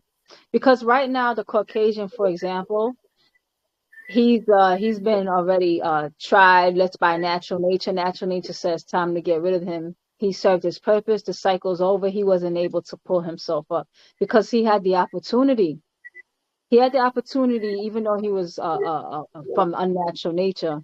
He had the opportunity to be pulled into humanity, but he wasn't able to show that he could be reformed and pulled back into humanity. All right, so he disrupted the ecosystem. He continued to. So he's too disruptive. So he has to go. Now we're left picking up the pieces. So for those of us, can we clean ourselves up in time? All right. Because you're going to need a lot of sun heat genes. And a lot of us have a lot of these different natures. That's why some of us are dying off too. Right. Because our disposition is just a little too weak. All right. But there's things that we can do to heal and turn those genetics back on. Because you're going to, after a certain time, you're going to need really potent genetics to be there. And a lot of us are set to self-destruct. All right. And we have these like the Caucasian, he's set to self-destruct. That's why he's dying by his own makings, his own hands. We're not doing it. He's doing it to himself. And those of us who follow in his path, you see, we're doing it to ourselves. But natural nature is being pulled back into itself. So those of us who just can't, we're just gonna have to fade too. All right. And we had many opportunities to get picked up. So after the year 2030, 2032, the world as we know it would be different. Doesn't mean that the world just ends, no. But it's like those of us who needed that healing, hopefully that's what we're working on now. All right. And then now it's time to just activate. 2030, I heard up until 2040 and some 2043. All right, that's the absolute latest date that I heard. After that, I'm not exactly sure because I remember Baabaa saying that some of us will go back to the skies. All right. Some of us will go back to different parts where we belong. Some of us belong right here, not as a bad thing. All right. Because we're getting over this whole extraterrestrial superiority complex. All right. It's all about everybody being who and where they need to be. Yes, Zamal. I think you also mentioned the earth was supposed to be destroyed and it will be swallowed by the sun, if I remember correctly. I don't know if it's correct. But when is it? Is it after 2030 or is it do we have time? Yeah. Well, we went through we went through just so you know, Zamal, this wouldn't be the first reformation. All right. Just so you know, when you finish talking, just mute and then mute again because sometimes it interferes. And then you can mute again. All right. So we have another scroll called I Was There, which was here. Even in the last scroll we read, what was the last scroll? whatever scroll that was we read together. It talked about the different reformations. All right, how we were here, we were in the waters and we saw different beings come and go. We went through different changes. All right, and so that can look a lot of different ways. And then we also have 9 species of Nagaru as well. Some from the waters, some from ice, some from the caves, some from the sky. Where else? Some from the forest, some from the trees. All right. I named 6. All right. There's 3 more. So it's like where everybody's genetics is taking them, and can your genetics be activated in time? Because I'm also remembering Baabaa giving certain updates that, like, for example, he said that there's some people that they have a hole like in their ear right here on both sides, and they can actually hear tones that other people can't, and they'll be guided and know what to do if they have cleaned themselves up in time. So it kind of tells you that everybody, if you can get back onto your right frequencies by then, you know, a lot of us may instinctively do it, you know, a lot of us, because like Baabaa says also that he knows people that don't know him. All right. So you may already be in tune with Wu Sabat and may not have crossed Baba's path. But you can see like Baabaa has come to maybe, I'm kind of putting my own opinion in this. So this is my opinion. All right. So Baabaa coming to the West, where Baabaa calls us over here half souls. It's like he's coming to the weakest chain in our chain, our weakest link. Because the weakest link would be the mixed one, right? So we are given a chance to catch up with the rest. All right. And now where the rest will go, I don't know. We'll see. So it's not like, oh, the end and boom, the earth is over. It's just over as we know it. And those of us who can pull ourselves up high enough, all right, to go to the next frequency. And some of us, that journey might be a little easier than others, all right, because we may have more tones naturally still in our language, more rhythm. Some of us already still breathe properly. Some of us already have that connection. We just a little misguided, all right. So the healing is going to continue. I saw somebody else, if they have anything to say. If that makes sense. I don't know if I went on a tangent too much. Oh, thank you.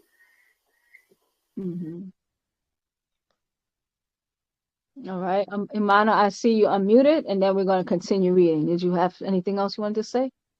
No, just it was to say that the last scroll it was the Russia deception. I think it was that. Or racial deception. Yeah, racial deception. Yeah, it talks about, yeah, that's good. Racial deception talks about some of what I have said. Okay. So 308. They hand each a version of the Quran mistranslated, which they, the Arabs, now say Yusuf Ali version is not good. To Sunni Muhammad Ali version is not good. The Nation of Islam, here, take this new version for you now. All right. So it's like when somebody keeps lying, they keep reinventing their lie. All right. So now they like, okay, that was fine before, but you know what? They asking too many questions, so they updated it. Now take this version. All right. Now take this version. All right. So now in 309, and of the introduction of the new 2011 translation by Siha International from Saudi Arabia, you see it says the Arabic Quran cannot be translated. The true meanings get lost in translation. All right. So all these translations, all right. Anybody who speaks another language, you know that every time you translate it, all right, you're watering it down. And these words were not ever supposed to, it's supposed to be the word of Allah. All right. And in actuality, Allah, if he's this all knowing, all being God, omnipotent. He should be able to speak directly to each people. He doesn't need a translation. All right. But you know what that's called? That's called colonialism. All right. Colonizing the minds, hearts, and souls of the people, the resources, the people themselves. All right. And have the people doing it to themselves as well. All right. So 310. Yet after all these shamutat years, your leaders can't read the Arabic himself. He still holds up another's translation and has one or two followers who learn Arabic from Arabs, yet doesn't realize that doesn't make you able to fahem, understand the real meaning of the Quran. If you grew up and your first Lahaj language was not Arabic, all you are really doing is nawup. Nawup means replacing Madatat's words for English in your akal mind. All right. So now you go, this other being, they're rooted. First off, that's their group, that's their people, that's their ancestry. All right. And then on top of it, everything that's relevant to them is in the confines of that language.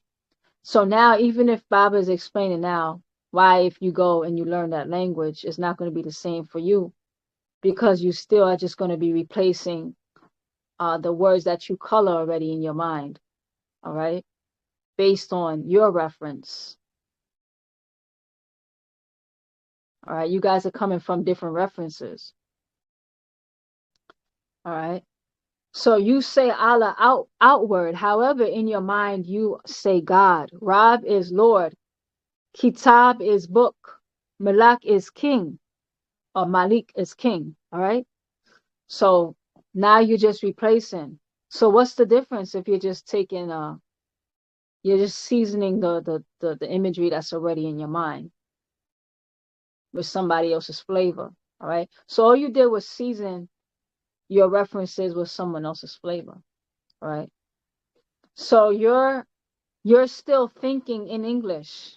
You're making Arabic sounds outward, yet inside your Akal mind and Abab hearts, you're still speaking your first language. Truth is truth. All right. Baba also said that also about Nuwapic and Wusabat, that the children, all right, that actually are born, all right. So now we just lost another generation if you really think about it.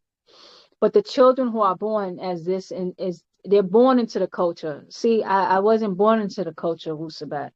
I was a grown woman and I was doing English things, all right, thinking English terms, all right. I came across Baba. He explained a lot of this spell away, all right.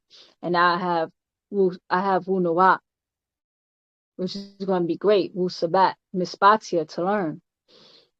As I'm learning, it's going to really be helpful because it helps my body get to its natural resting places. Because even though I've been speaking in English, my body is not really English.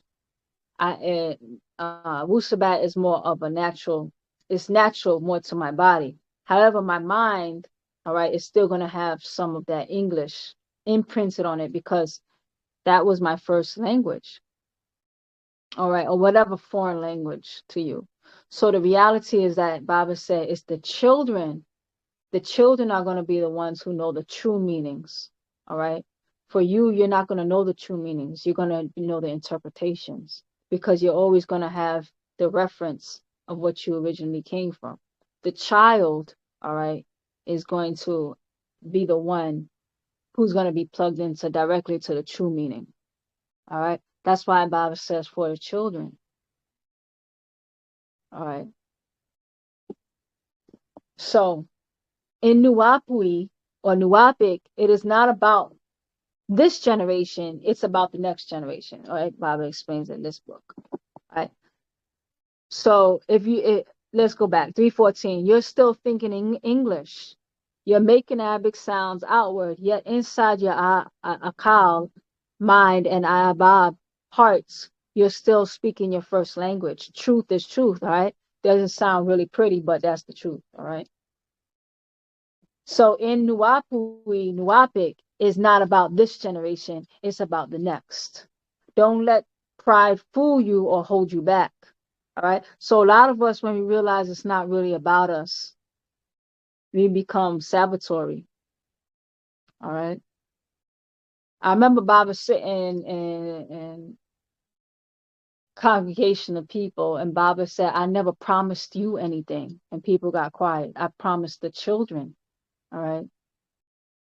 And it's always about the children because children are being born all the time. All right. So now you have, it's about the future. All right. That's the culture. All right. So you're living the culture right now. You're translating it in your mind. All right. That's why Baba said that it's the children that's going to know the real meaning of Ashuk. All right. Because the moment you start explaining it in your mind, you're already corrupting it. All right. And I could only explain it to myself really in English. And even if I go to Miss Batia, it's still gonna be computing back and forth. So it's distorting it. So that's why the children are gonna be the ones to know true Ashuk. All right. That's why Baba said we have to first learn to care. All right. Do we even care? Much less have Ashuk. So don't let your pride fool you or hold you back.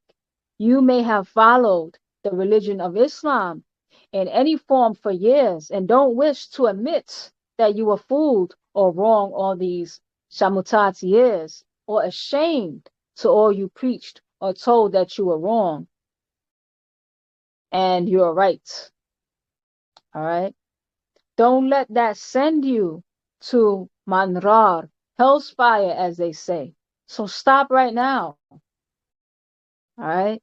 That's another reason Baba said a lot of people don't want to correct themselves because they don't want to say I was wrong. Especially how people go self-righteously and they beat things over their head. That's why I learned not to do that. I don't want to beat people over the head with sabat or weaponize it, because there's still things that's unfolding. And I might have to go back and say, oh, you know what? I had to add to that. Like, I was actually wrong. So I saved myself that type of humiliation, all right, by just, leaving room for life to be life. I leave room for life to be life. All right. And it's hard for a lot of people to go back after all the debating they did and the stages they stood on. All right. That they don't want to go in front of people and say, I was mistaken. All right. So accept the actual fact and the true guidance. Wu Nuwa, your real way of life. Don't let leaders who got used to Sakam power. Don't let leaders who got used to Sakam power and grew great egos, who were only followers of those who themselves did not speak the Masan tongue of Arabic, hold you down, because they all preach well, yet they don't say anything. All right. So Baba's talking about that gift of gab that some people misuse. All right. Some people are just articulate. They're very animated. They know how to argue. But just because you know how to argue doesn't mean that you're right. All right.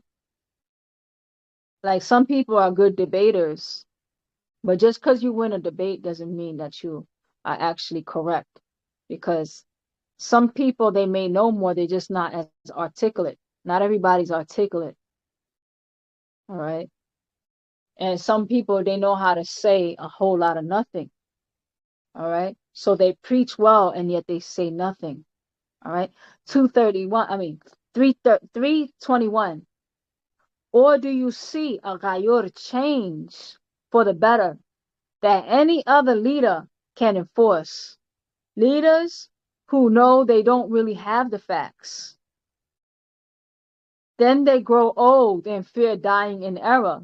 They start to ease the religion of the slave masters back on you. All right. So they get overwhelmed and then they say, let me just give you the slave masters. I know we were talking about liberation and all that, but now we're right back in Allah, right back in Jesus Christ. All right. They start to teach Christianity in a subtle way because that was always in the Arab hearts for 400 years as slaves. All right, it's difficult. That's why Bible said you should constantly be reading, because what happens is that people think I have my genetic explosion, I'm good to go. That's not the way it works. All right, you have to still water those genes. And what happens is that you're getting signals to reinforce the spell all the time. So if you don't reinforce your liberation, a lot of times you'll fall back to sleep. So Bible says you should be reading constantly. You should be studying constantly. That's why he said he doesn't understand how we get in drama with each other or have drama in our lives, because he said, don't you have so much studying to do? How do you have time for drama? All right. So a lot of the times it's in our heart. It's in your heart because you've been bred, all right, to be a slave. So it's in your heart to want to submit to them. So you have to constantly give yourself liberation. And it's like being an alcoholic. You could slip back into alcoholism, all right, if you don't stay proactive, all right. Stay proactive in your healing. So they start to teach Christianity in a subtle way because that was always in the Ayabab hearts for 400 years as slaves. So now they start to preach like a Christian preacher and not the original teachings. All right. So notice how people, they start at Musabat. Suddenly they start slipping in Islam again. They start slipping in Christianity again. Start making it seem like I'm going to go to hell because I don't want to put this on my head right now. All right. And I'm like, how is putting this on my head going to make me a better person? How's this going to change my life right now? And I'm not saying I don't wear it. I have a lot of these because I like them. But I'm not going to sit down when I have the heat and it's going nicely and I need to concentrate on a scroll. I need to take it off. And I'm not going to pretend like I sit and wear this on my head every day because I don't. All right. Sometimes I wear it on my head if I get cold. It looks good on my outfit. All right. I could fold it up, put it in my bag. That's how I live more realistically, you know. And why it has to be explained. All right. So they subtly take it back to Christianity or Islam. All right. But it didn't start that way. All right. So now they preach like a Christian preacher and not the original teachings. They even start to welcome the Mudwal devil in your Shabbat tribe. All right. So slowly they start to squeeze those things. Then they start to send pictures to me of sisters the way you should look. I noticed that all the women, they look like kind of neutrinoid looking. All right. Send me pictures of these Arab looking women. All right. Now I'm not the most African. Well, I have things going on in my genetics. All right. But then they send pictures with these women with the long hair. Some of them might look like me. I don't see any pictures that they saying you should look like this. I don't see any full-blooded African. All right. Actually, they keep showing Arabianized things of these that I should do. The next thing you know, it's going to get lighter and lighter and lighter. All right. Then they won't look African at all. All right. That's how it happens. All right. So 326. This is because they see over time they were wrong and will fear death and after death. Don't hold on to what is not your true fatal natural nature, or be given over to Orthodox Islamism, or forget who the devil really is, weak and Jawed wicked, a Zabur liar, and a Muqtalur killer. All right. A liar and a killer. Now, in the context of it is time for the women to step up. It is. I can see that. It's time for us to step up the standards. All right.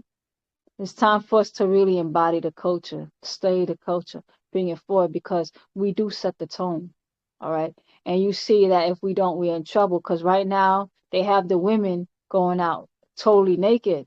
I saw this woman, she's just dressed in, and I'm looking at, like, I saw Beyonce in concert, Well, I didn't actually I didn't go to the concert, but I saw her video.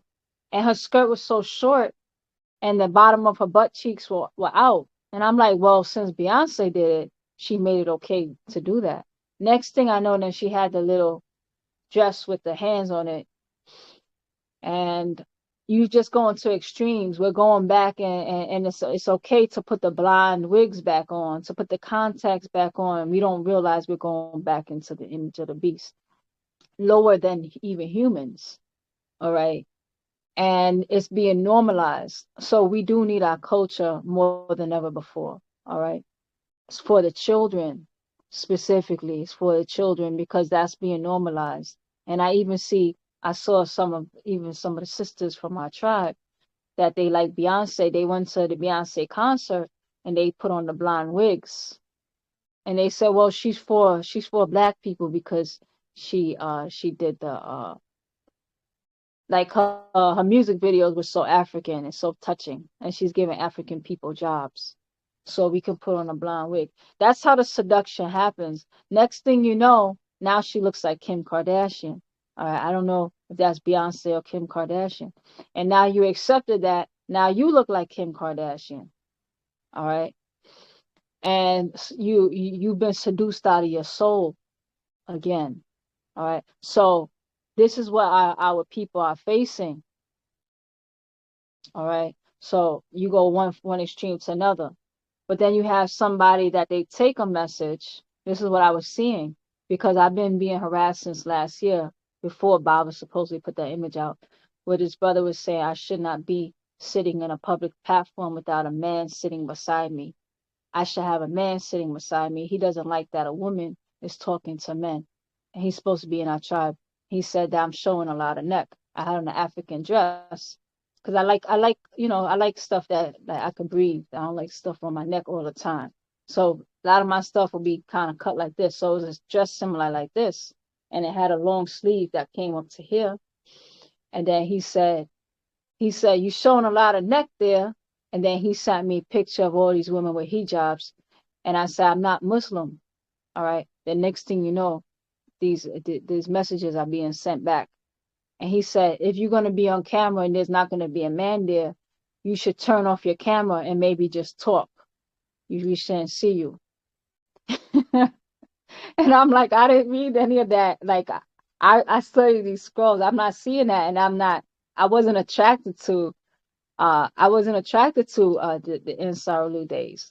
I was attracted to, I came into school in Wapu, all right, sound right reasoning. So I don't know what to tell you because he said I should be wearing that. So I just had to eventually ask him to stop harassing me. All right, just because I want to read the scrolls, and there's children that actually they watch. Because children tend to be more visual, so you could keep their attention if you put the camera on. All right. So there's so many brands and the seduction happens. So I'm giving a personal account of the many ways that things can slip through. All right. So and I'm not blaming anybody because this has been perpetuated on our people for 400 plus years. All right. So it's not proper for a woman to be sitting up there talking to so many men. All right. Even though it's on camera, but that's the programming. All right. So 3:28, you cannot reform the devil. All right. He is the wild evil from birth. In Genesis chapter 6, verses 5. And God saw that the wickedness of man was great in the earth, and that every imagination of the thought of his heart was only evil continually. Arabs were and still are the original slave trader, and their religion, Al-Islam, was their Ka'al, spiritual force, and did not Sayun protect or help the Afafre Ka'ahu, Africans, for them. Allah is the Arabs' deity before the birth of Muhammad. In fact, look at the father's name, Abd Allah. Abd Allah means slave of Allah. Right? That's what the meaning is. All right. So that was their deity even before Muhammad came. All right. So the name Allah was used by Arabs long before Muhammad was. All he had to do was Naqur, respect his father's God, Allah, one of the many. He, Qatura, picked only two, Allah and Rahman. Rahim, and gave to his followers. They then took the respect he had for the Jewish people of Medina and their rabbi masters and incorporated it as Rab, as Lord, and as not to use Yahweh, which would have been too obvious to all his new converts in this new sect of Abraham's religion. All right. So all of it is Abraham's religion, just different sects. All right. The Mujwawu, Jews greet with Shalom Lakum. All right. Shalom Lakum. He took it and it became Salam Alakum. All right. So it's the same thing. All right. Hebrews say Shalom Lakum, and then the Muslims, they say Salam Alakum, and called his followers Muslim or Mushalom, ones of peace, as they translate it. Yet the word salam or shalom is not peace. In fact, it means safe or secure. Don't believe me? Check it out. The Muslims really submit. What Muslims really submit to is Hebrewism. All right. That's what they submit to. All right. So the slaves of Allah. All right. The Quran says in chapter 2, verses 1 through 30. Chapter 2, verses 130. And who would be averse to the religion of Abraham except ones who make a fool of himself? And we have chosen him in this world, and indeed he in the hereafter will be amongst the righteous. Right? That's translated from the Siha International Version. So Muslims really submit to Abrahamism, and in so doing so become safe. All right? That's why they get that word. Mushalam. Because whenever you say mu, that means a person, one who is of or marked safe. All right. So Muslims really submit to Abrahamism, and in so doing so become quote unquote safe from the burnt narar fire, manrar hell's fire, or join on to the covenant of Abraham, as Abraham made with Anunnaki called Elohim al-Hats, to not be taken and eaten by their flesh-eating gods. All right. So now you see why they give so much offerings in the Bible, in the Torah. All right. Every time they do something wrong, all right, you know what? We're gonna eat you, but you know what? Instead of eating you, if you go get somebody else, we won't eat you. Why would that call? Jamal Cole?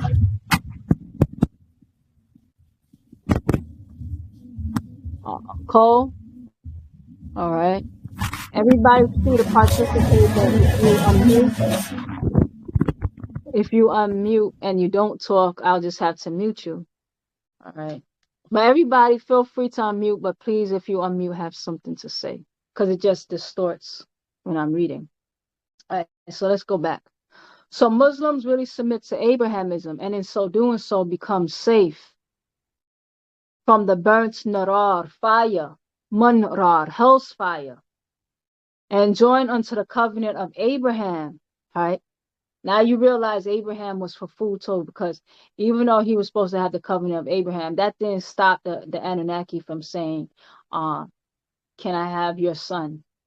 All right. And Abraham had no choice but to give his son, because whatever they say, they have to do. All right. But they can't offer others in place of themselves. All right.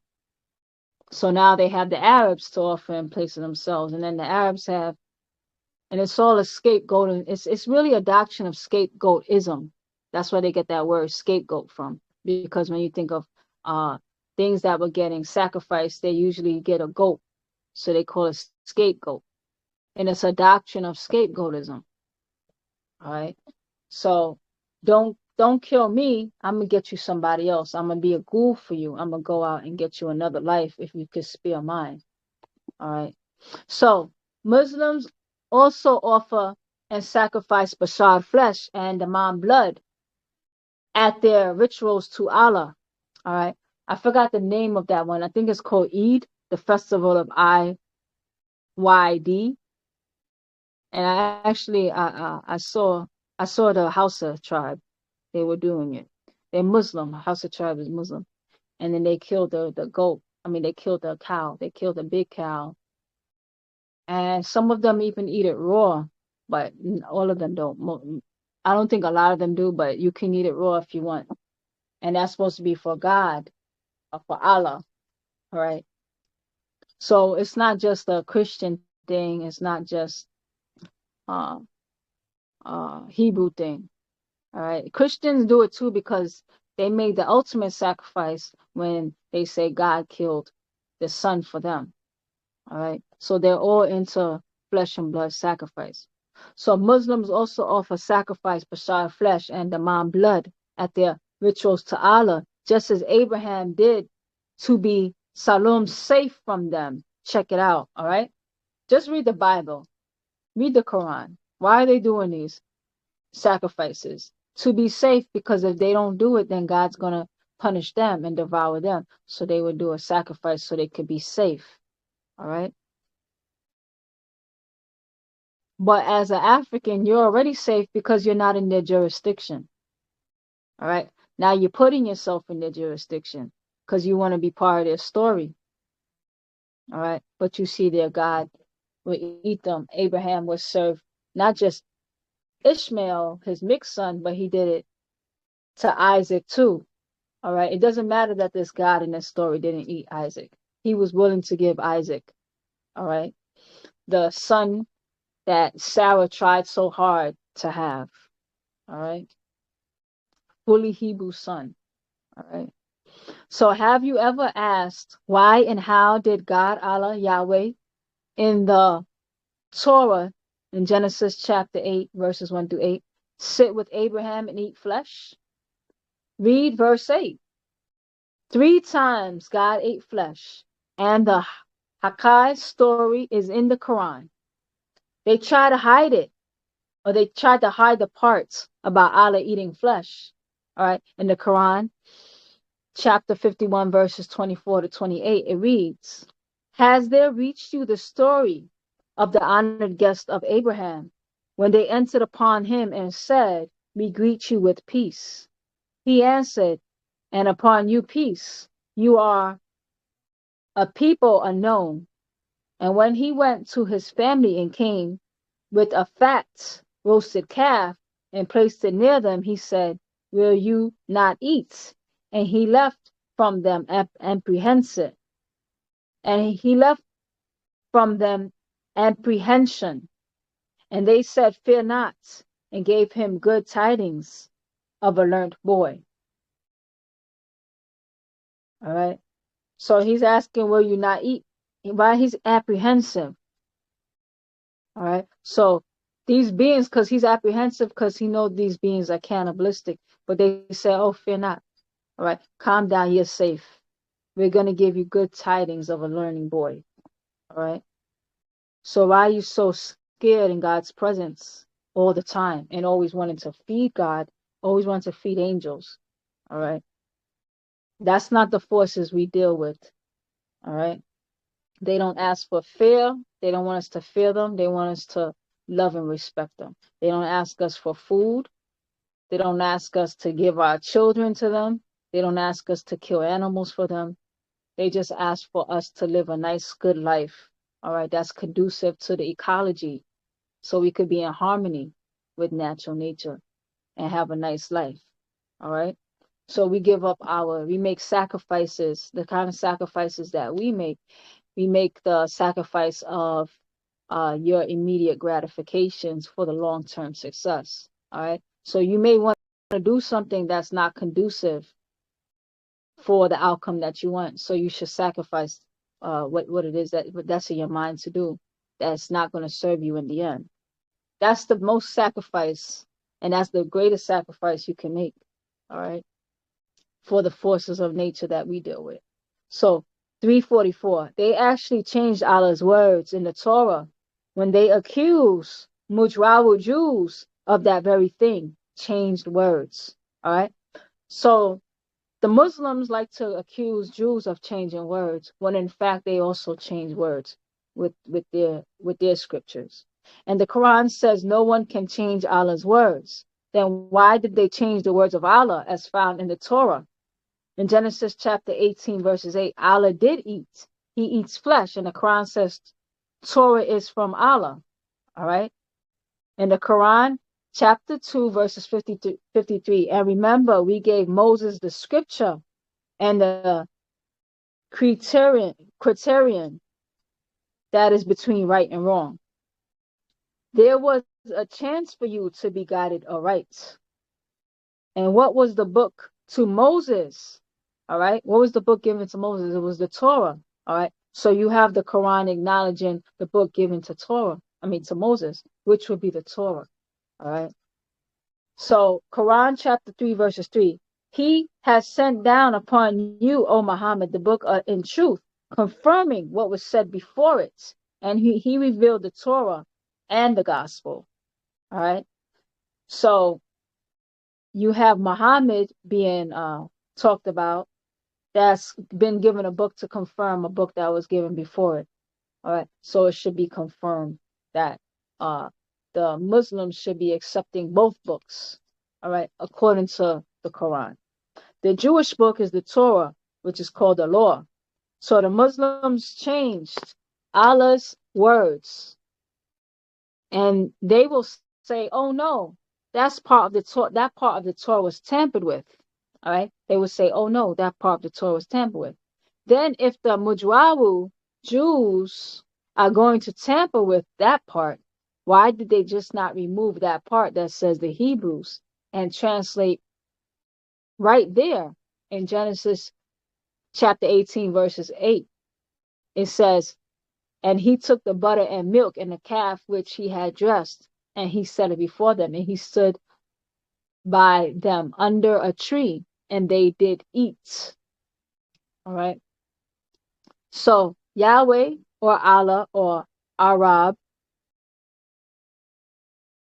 came to Abraham. All right. So you hear the word Arab. A-R-R-A-B-B.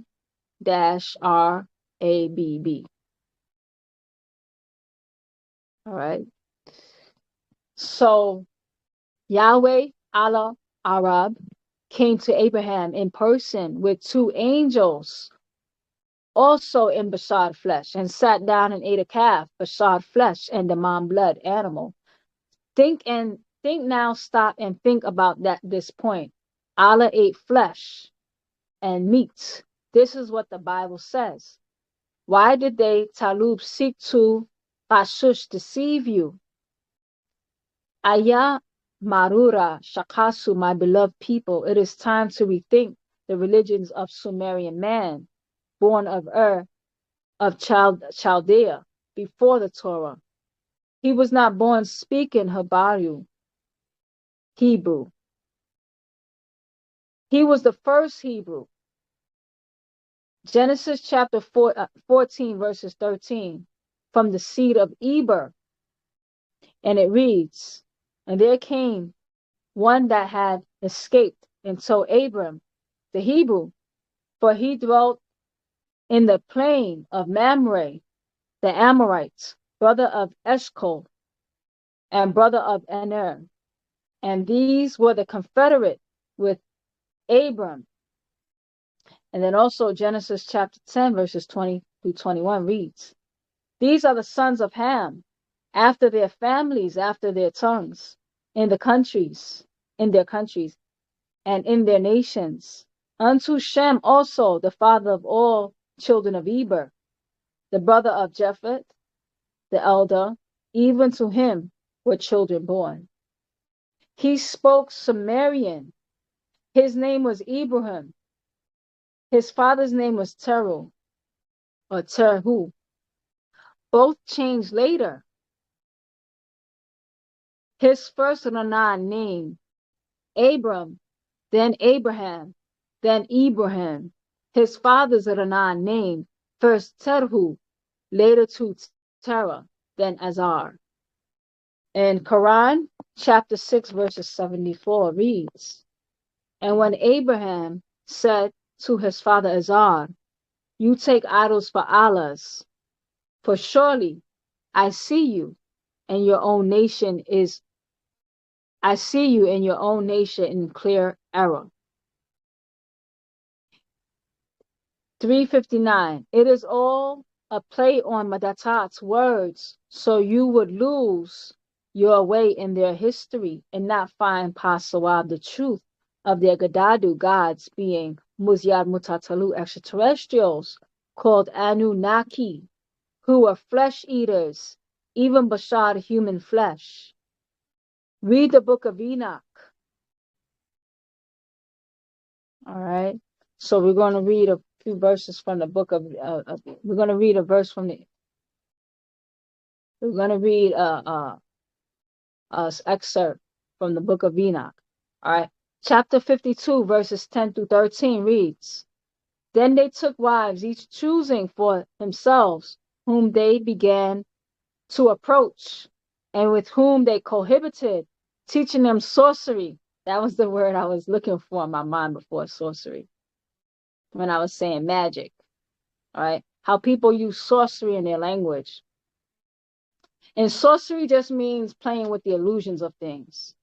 All right. Because in actuality, there's no creature, all right, there's no being, extraterrestrial, otherwise, that is not using, they all have to follow the rules of nature. All right.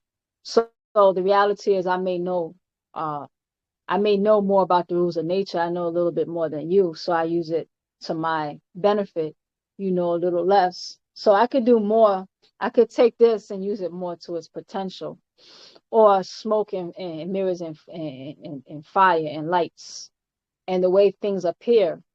All right. Because of the appearance of things. So like, for example, if you concave a glass and you put water in it. All right. So you circle a glass and there's water in it. It would distort the image.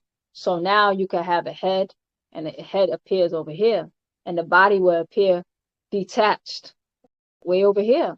But that's just the way the physics make it appear. So for somebody else, they're like, oh my gosh, that man's walking around with his head off his neck.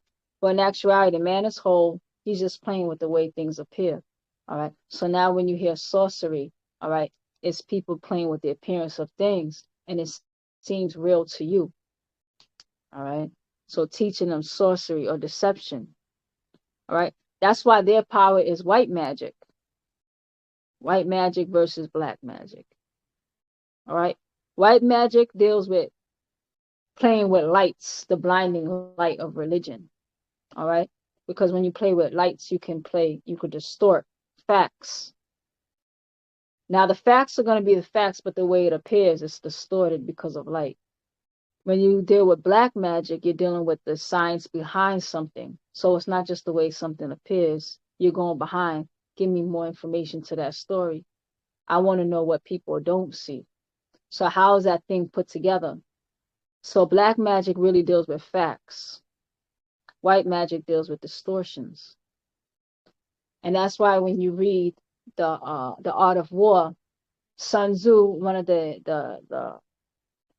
advice that Sun Tzu says, if you go into war, you put the warring tribe behind you. I mean, you put them in front of you and you make sure the sun is behind you because you'll have the advantage of the blinding light on your side. So it's better to look into darkness rather than look at light. You look into darkness. And then whoever's looking into light, they'll have the disadvantage because you're coming at them and they'll be blinded and you could take them out. All right. So they deal with white magic. All right. So sorcery, That's when you see sorcery, you know you're dealing with deceptions, the appearances of things.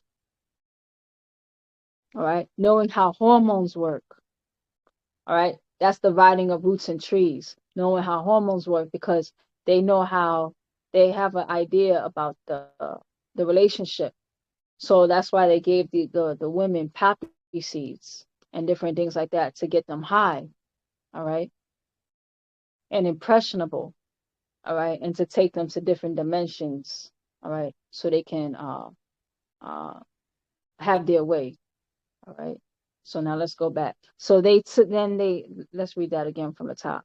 Then they took wives, each choosing for himself whom they begot to approach, with whom they cohabited, teaching them sorcery, incantations, and the dividing of roots and trees. And the woman conceiving brought forth giants. The Greek texts vary considerably from the Ethiopic text here. One Greek manuscript adds to this section that they, the woman, bore to them, the watchers, 3 races first, the great giants. The giants brought forth, some say slew, the Nephilim, and the Nephilim brought forth or slew the Iliad, and they existed, increasing in their power according to their greatness. See the accounts in the book of Jubilee. Those stature was each 300 cubits. These devoured all which the labor of men produced, until it became impossible to feed them, when they turned themselves against men in order to devour them. All right. So these beings that was produced from this union between these extraterrestrials and these women produced these children with this insatiable appetite, who just wanted to consume. They consumed so much of what the men were raising, it was just not enough. So then they ate the men themselves. All right. In the book of Jubilee, chapter 7, verses 1 through 4, it reads, "And it came to pass, when the children of men began to multiply on the face of the earth, and the daughters were born unto them, that the angels of God saw them on a certain year of this Jubilee, and they were beautiful to look upon. And they took themselves wives of all whom they chose, and they bore unto them sons, and they were giants. And lawlessness increased on the earth, and all flesh corrupted its way, alike men and cattle and beasts and birds and everything that walks on the earth. All of them corrupted their ways and their orders, and they began to devour each other. All right, a disruption of the ecosystem. All right, because everything has its balance, its order, its way, and everything is being shifted. All right, so they began to devour each other, and lawlessness increased on the earth, and every imagination of the thoughts of all men was thus evil continually. And God looked upon the earth, and behold, it was corrupt, and all flesh had corrupted its orders, and all that were upon the earth had wrought all matters of evil before his eyes. And he said that he would destroy man and all flesh upon the face of the earth, which he had created. All right. So, which he had created. All right. So he said, I'm going to destroy everything. So now you have this guy saying, I don't like what I see. I'm going to destroy everything that I created. All right. So that little line makes it very important. Everything which he had created. Because the reality, he didn't create everything. There was already creation already there. So he can only destroy what was in his jurisdiction, his own creation. So he's judging his own creation. All right. He see it's not good. All right. So 360. It is time to break the spell of Leviathan, Kingu over you. Give back their religious beliefs and blind faith. And those who won't let go of their pride and or Thawat's ego, just admit you were misled by misled leaders. A long time you devoted to Katabat's lies, yet you don't let your pride hold you back. All right? It's painful. You gotta stand in front of others because you put yourself up like you were better than others. All right, your self-righteousness.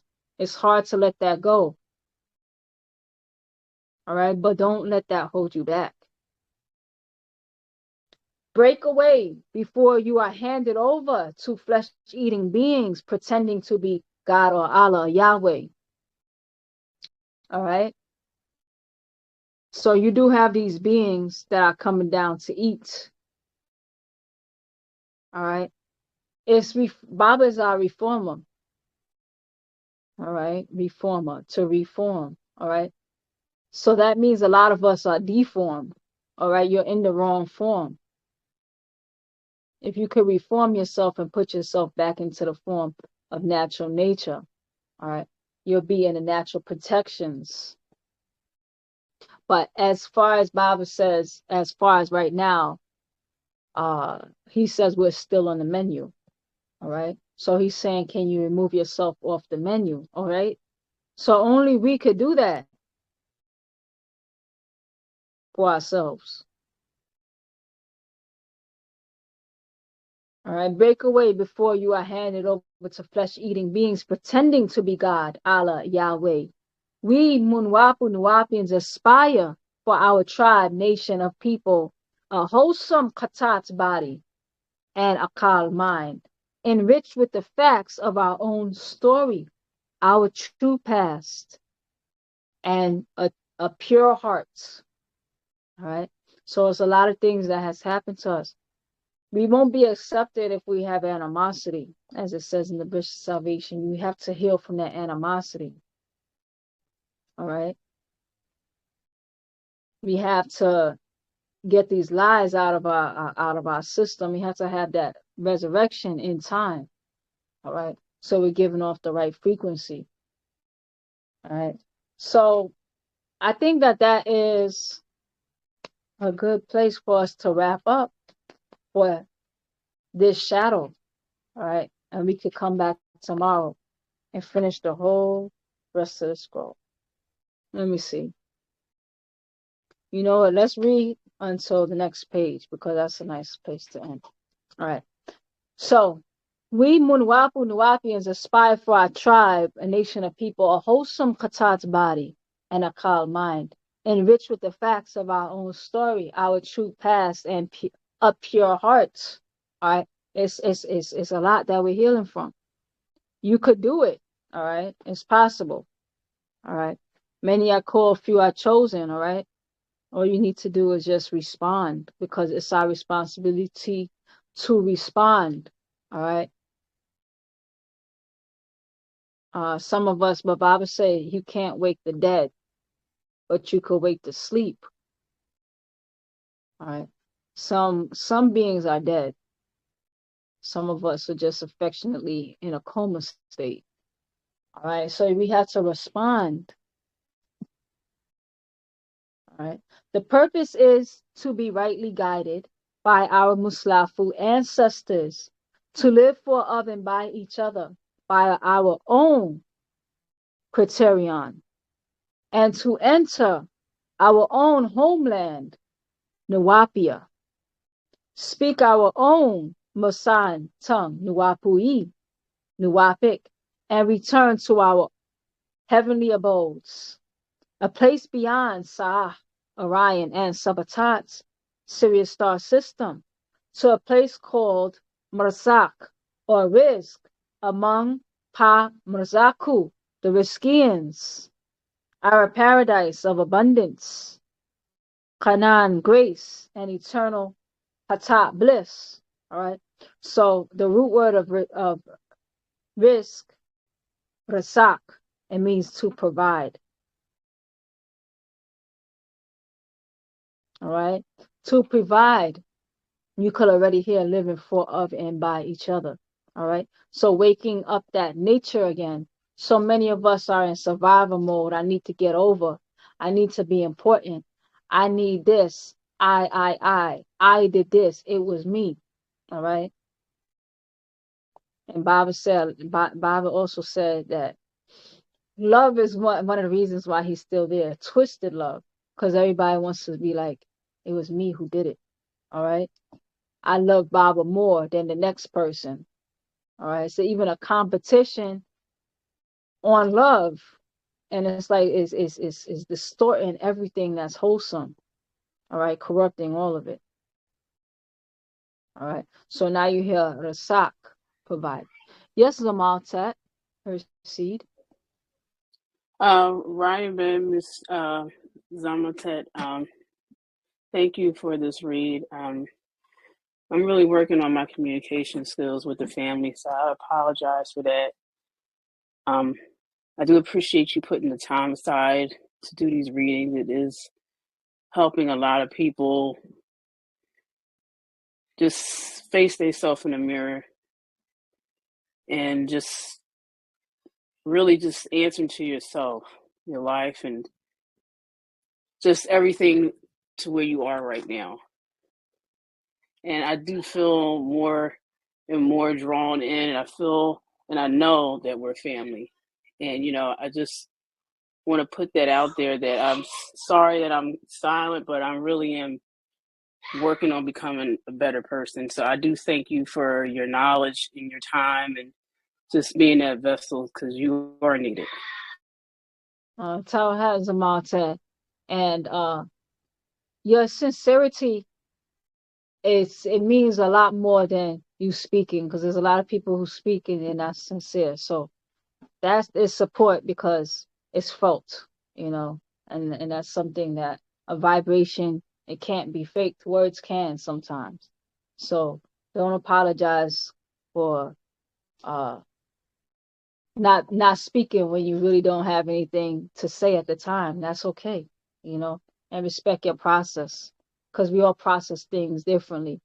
As long as you're working on yourself and we're all doing it together, you're playing your part, even if it's quiet at the moment. All right. So I appreciate you, Zamaltat.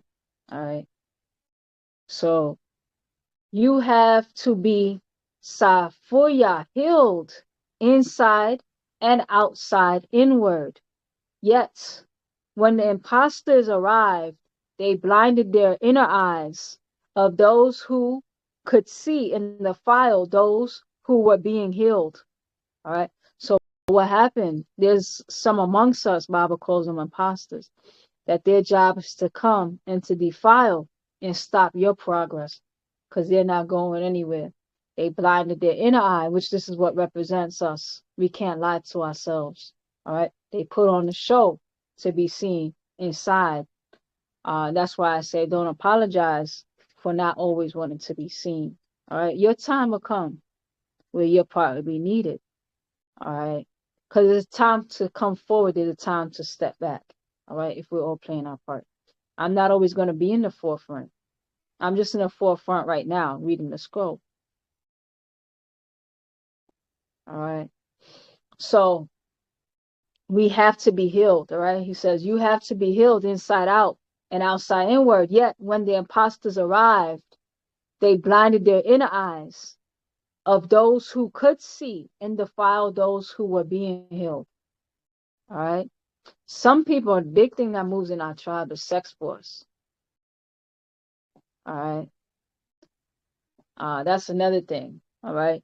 Or distorting the words, or don't listen to Bob, listen to me, or let me put my spin on it, or let's have sex, all right, after you've done all this work, so I can put more influences whispering. I'm not saying things wrong with sex, but I'm saying some people weaponize it. So be mindful. All right, that's their job. They're sent to do that. All right. So for Wu Nuwa, brought back to mental life those who were mentally dead for 400 years from 1600 AD. All right. So that's the purpose. Wunuwap supposed to bring us back to life. All right. That's why Baabaa affectionately, he used to call us mummies. Yet the deceivers commenced to spread their lies. As the Sawab truth, false religions taught in the West to our people, a way to shield what their Paa Taraq, the Caucasians, Madamu, Adamites, real religion is, which is Wiccan or Wicca. Additionally, I, Baabaa Yaanun, the master teacher, was guided to guide the lost, but now found tribe and bring them back to the way. All right. So Baba, that's his job. All right. What happened when these extraterrestrials came? Everything was corrupted in its way. All right. There was chaos and disorder. The ways and the orders were disrupted. So what was Baba's job? To come back and put everybody and everything back in its right. Set the whole record straight. All right.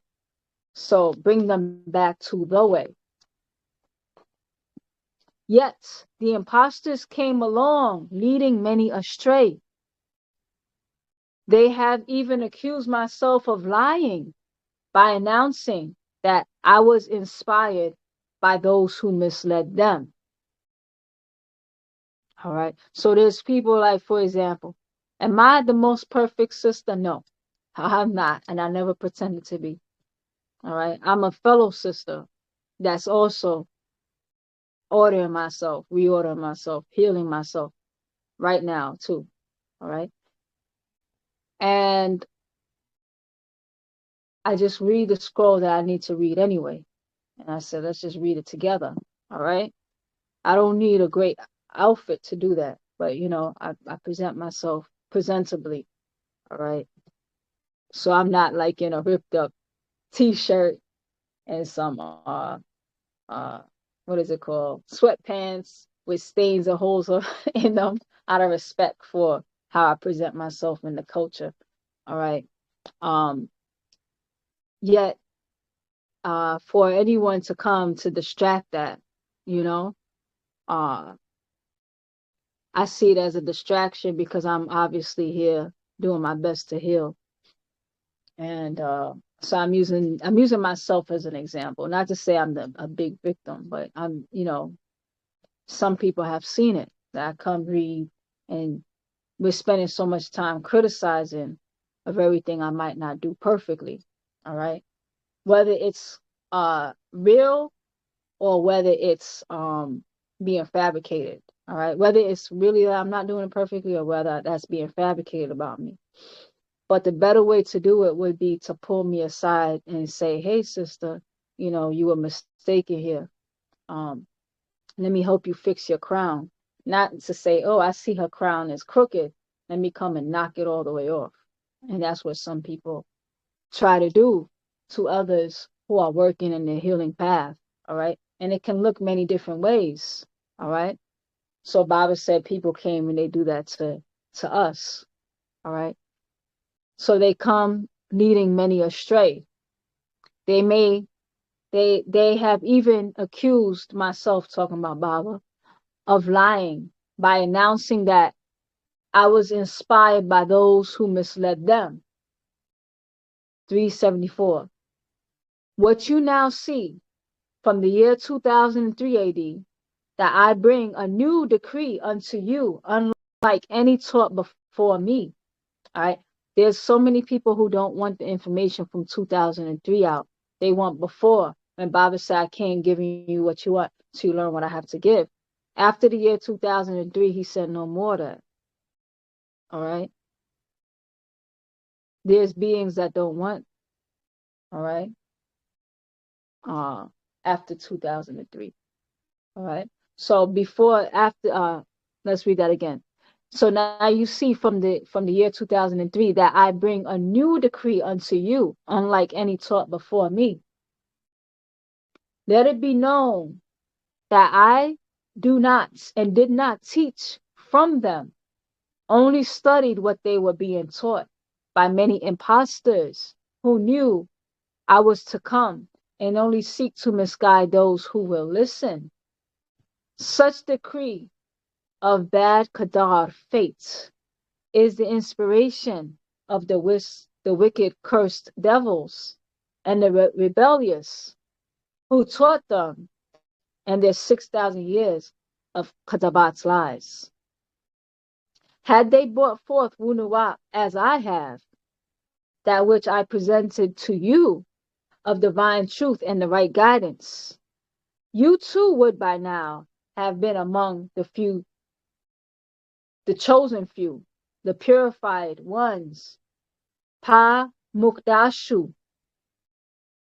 Yet instead, you have been on a corrupt path of their own religions, making you a slave to spook gods and false teachings of Za'am religion by those who accepted and listened to lies and fiction, and you are blinded by Taraq faith of those who have been misguided, and among those who only hinder your efforts to reach Wunuwap, causing you to descend into deep level of despair. All right, you'll see right in this group, as I'm reading the scroll, somebody unmute and say, remember, I'm the one who told you that, even though they're a student of Bible, so they're studying it same way. Stick close to me. All right, that's why you have to keep studying behind me, because they're so afraid that the people won't need them anymore. So they interrupt Bible's scroll to say, listen to me. All right. You'd be a fool to follow that person. Don't even know how to breathe properly. All right. Then you got Baba right there. All right. So the race of devils and those sub-races who support Pa Kakasnadu, the Caucasoids, made your evil deeds look attractive.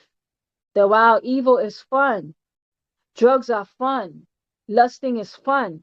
Fighting your own is fun. All right. So let's go in and go bring dissension between people. All right. Do I particularly like every single person that I come across? Of course not. You know, but at the same time, I can put certain differences aside so we can work together. All right. That's not about like or dislike. All right. It's about being mindful of a common cause. So why goes and cause dissension? But you'll see that has happened. Certain dissension. You'll see that people are pitted against each other. All right. Because that's fun. All right. I'm gonna go and swing my sword at somebody who's not even fighting me. That's fun. All right. Or I'm gonna keep fighting my own. That's fun. All right. So they made evil look as if it is good for you, and no one will overpower you. If you have wealth, money is power. Go out and get it by any means necessary. All right. So, all right, you did a lot of bad things to get money, but guess what? You got money though. That's how people justify their wickedness. Well, at least they got paid. And that's okay. It didn't used to be cool to be a sellout. It's cool to be a sellout now. All right. You slept your way to the top. Well, at least she rich though. That's how they justify everything. He sold drugs to his own people, but he's rich now. All right. So then they trap you and jail you and put a mark on you, a prison number marked for life. Thus, you trusted lies and misinformation. Hasmuni.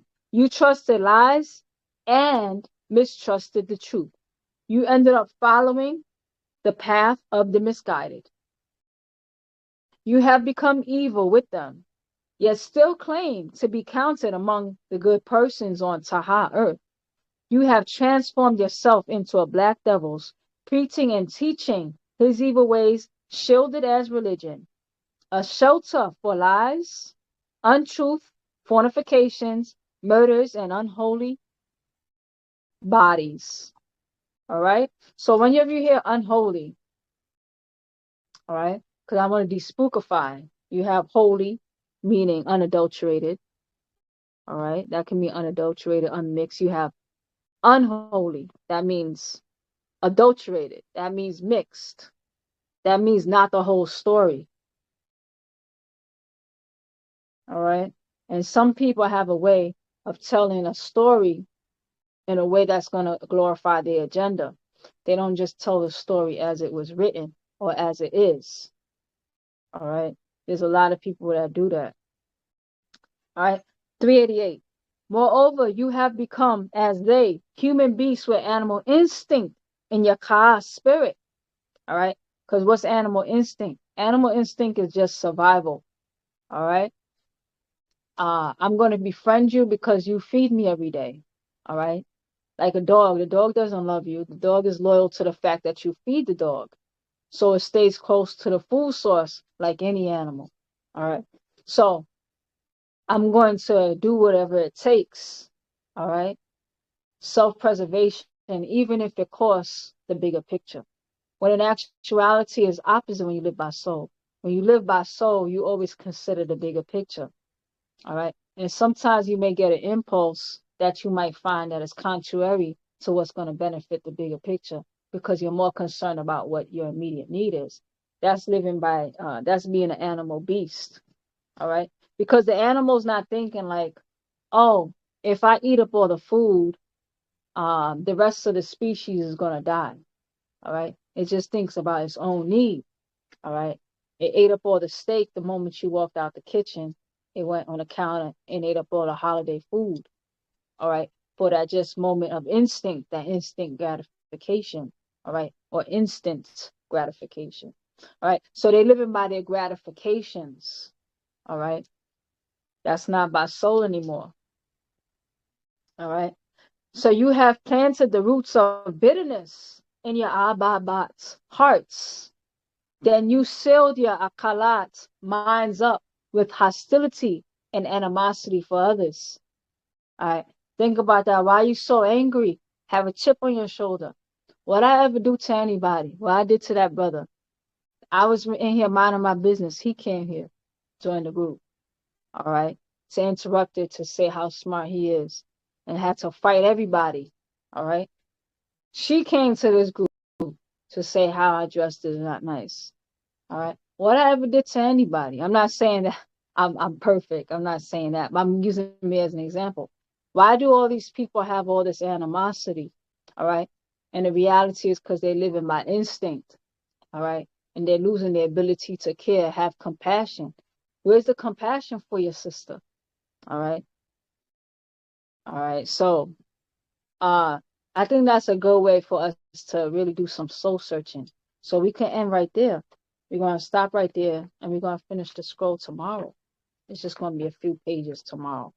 So, does anybody have anything they'd like to say so far what we're reading about?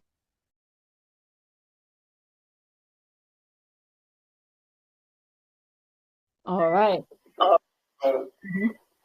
I wanted to say, I don't know, is it Tautak that means thank you, or is it the other one? I don't know. Could you? Yeah, that's good. Yeah, that's the yes, thank feminine you. way of saying thank you, because I'm a woman. Okay. So Tautak for all that you do, and you the information you talked about. Then using the genes of the man to kind of control all of that, it really gave me a clear understanding of things I've been kind of what do you call and just things I've been what sorry that I've been seeing in my life. I'll say it this way, and all the manipulation that's been going on, and with more school, we read more understanding. So Tautak, Zamantak. Yes. That's right. Tawatak Zamal. All right. Tawatak, that's the male, and Tawatak if you're female, talking to a female, I mean. So yeah, I mean, it's happening. It's happening in so many dimensions. It's happening in school. It's happening at work. It's happening in the tribe, outside the tribe, sometimes in your very families. If you're with a manipulative person, you see sometimes they'll manipulate the relationship. 100%. I've caught everyone, everyone like brothers, sisters, mother, father, everyone. So I've done. Right. And we do it to ourselves too sometimes. Sometimes we play those games with ourselves. We'll explain away a fact so it can make us feel comfortable for doing something we probably shouldn't do. Rahul Bazamar, see you, Imana. Yeah, it's just, I repeat again, I would say that you make a lot effort. Everybody is witness that you make a lot effort in what you are doing. We are not saying that you know more because we see second, we see a lot. Well, who knows who? But you make more effort than everybody. We can see that. And I'd like to ask a question, but I think it will be for tomorrow if I'm not working, if I'm coming at time. As today, it will be for the Baabaa Yaanun when he was passing his PhD in the University of Sudan, PhD in the University for Islamic University. So In I'd Cairo. like, Yeah. yeah, also in Sudan. After he Oh, married Sudanese woman, no, woman, yeah. uh-huh. Okay. And I'd like to know if in that time he knew already his mission, he knew already what he was. I mean, Hmm. That's a because, very good question. I'm sorry, Zamal.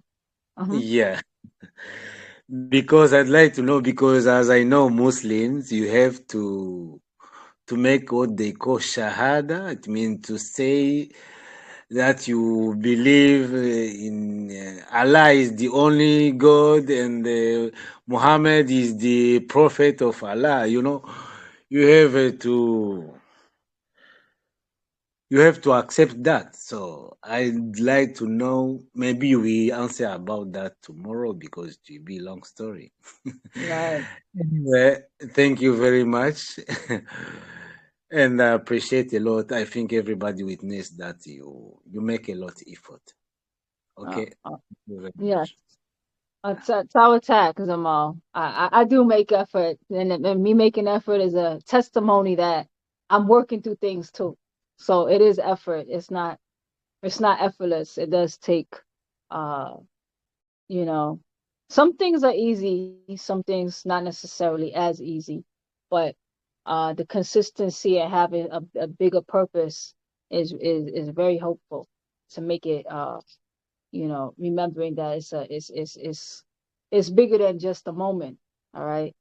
So sometimes, like even reading together, knowing that I'm reading with a group of people for the purpose of sharing the information, sometimes it allows me to have energy to even read more.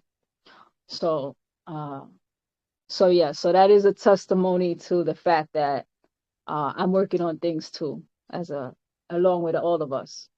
So your question was very good. And I was reading the Akasha records. It's funny, I sat here reading the Akasha records on camera for like 6 hours, and it wasn't recorded. It was like a technical issue. But there were so many things that was stopping me from reading that scroll to that at that time, and then I realized it wasn't time to read it. But now, based on your question, because it's a very personal scroll, and Bob is very vulnerable in that scroll. But now that we have a lot of the backstory, and the questions, you'll realize that there was a lot of things that Bob was also struggling and working through in his human journey, and how people have dehumanized him. And there was a lot of things he did know about himself, and there was a lot of things he also was running away that he didn't want to face. He didn't want to sit down and listen. So he talks about his personal struggles and wanting to fit in, and also being outside of his own image at times, and fighting and doing things that he probably shouldn't do. So, because remember, Bob is from us, sent to us for the purpose of healing our story, and he wasn't just on some bubble, you know. So that's a good question. We'll explore that. We probably won't explore it tomorrow, but it is on the radar now, and it was addressed in various places in the scroll, specifically Akasha records. goes into Baaba's personal story as a man and his emotional story and even his mental journey. And some things he may have already known, and some things he still was learning too, right? So I appreciate everybody spending time together as we all are working on something, and you feel inspired for whatever you feel that your strength is that can help us all, as you realize that it's probably needed. You know, if you see that it needs to be done, it is probably needed, and that you do it with the intention of this is something that you need, probably we all need it. So may we make room for each other. You know, may we help to usher each other in. All right.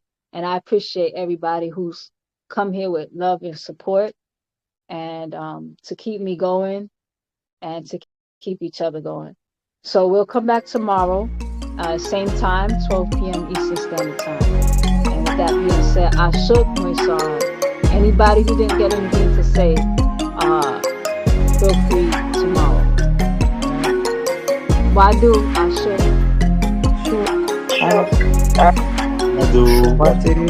Wadu Moisar.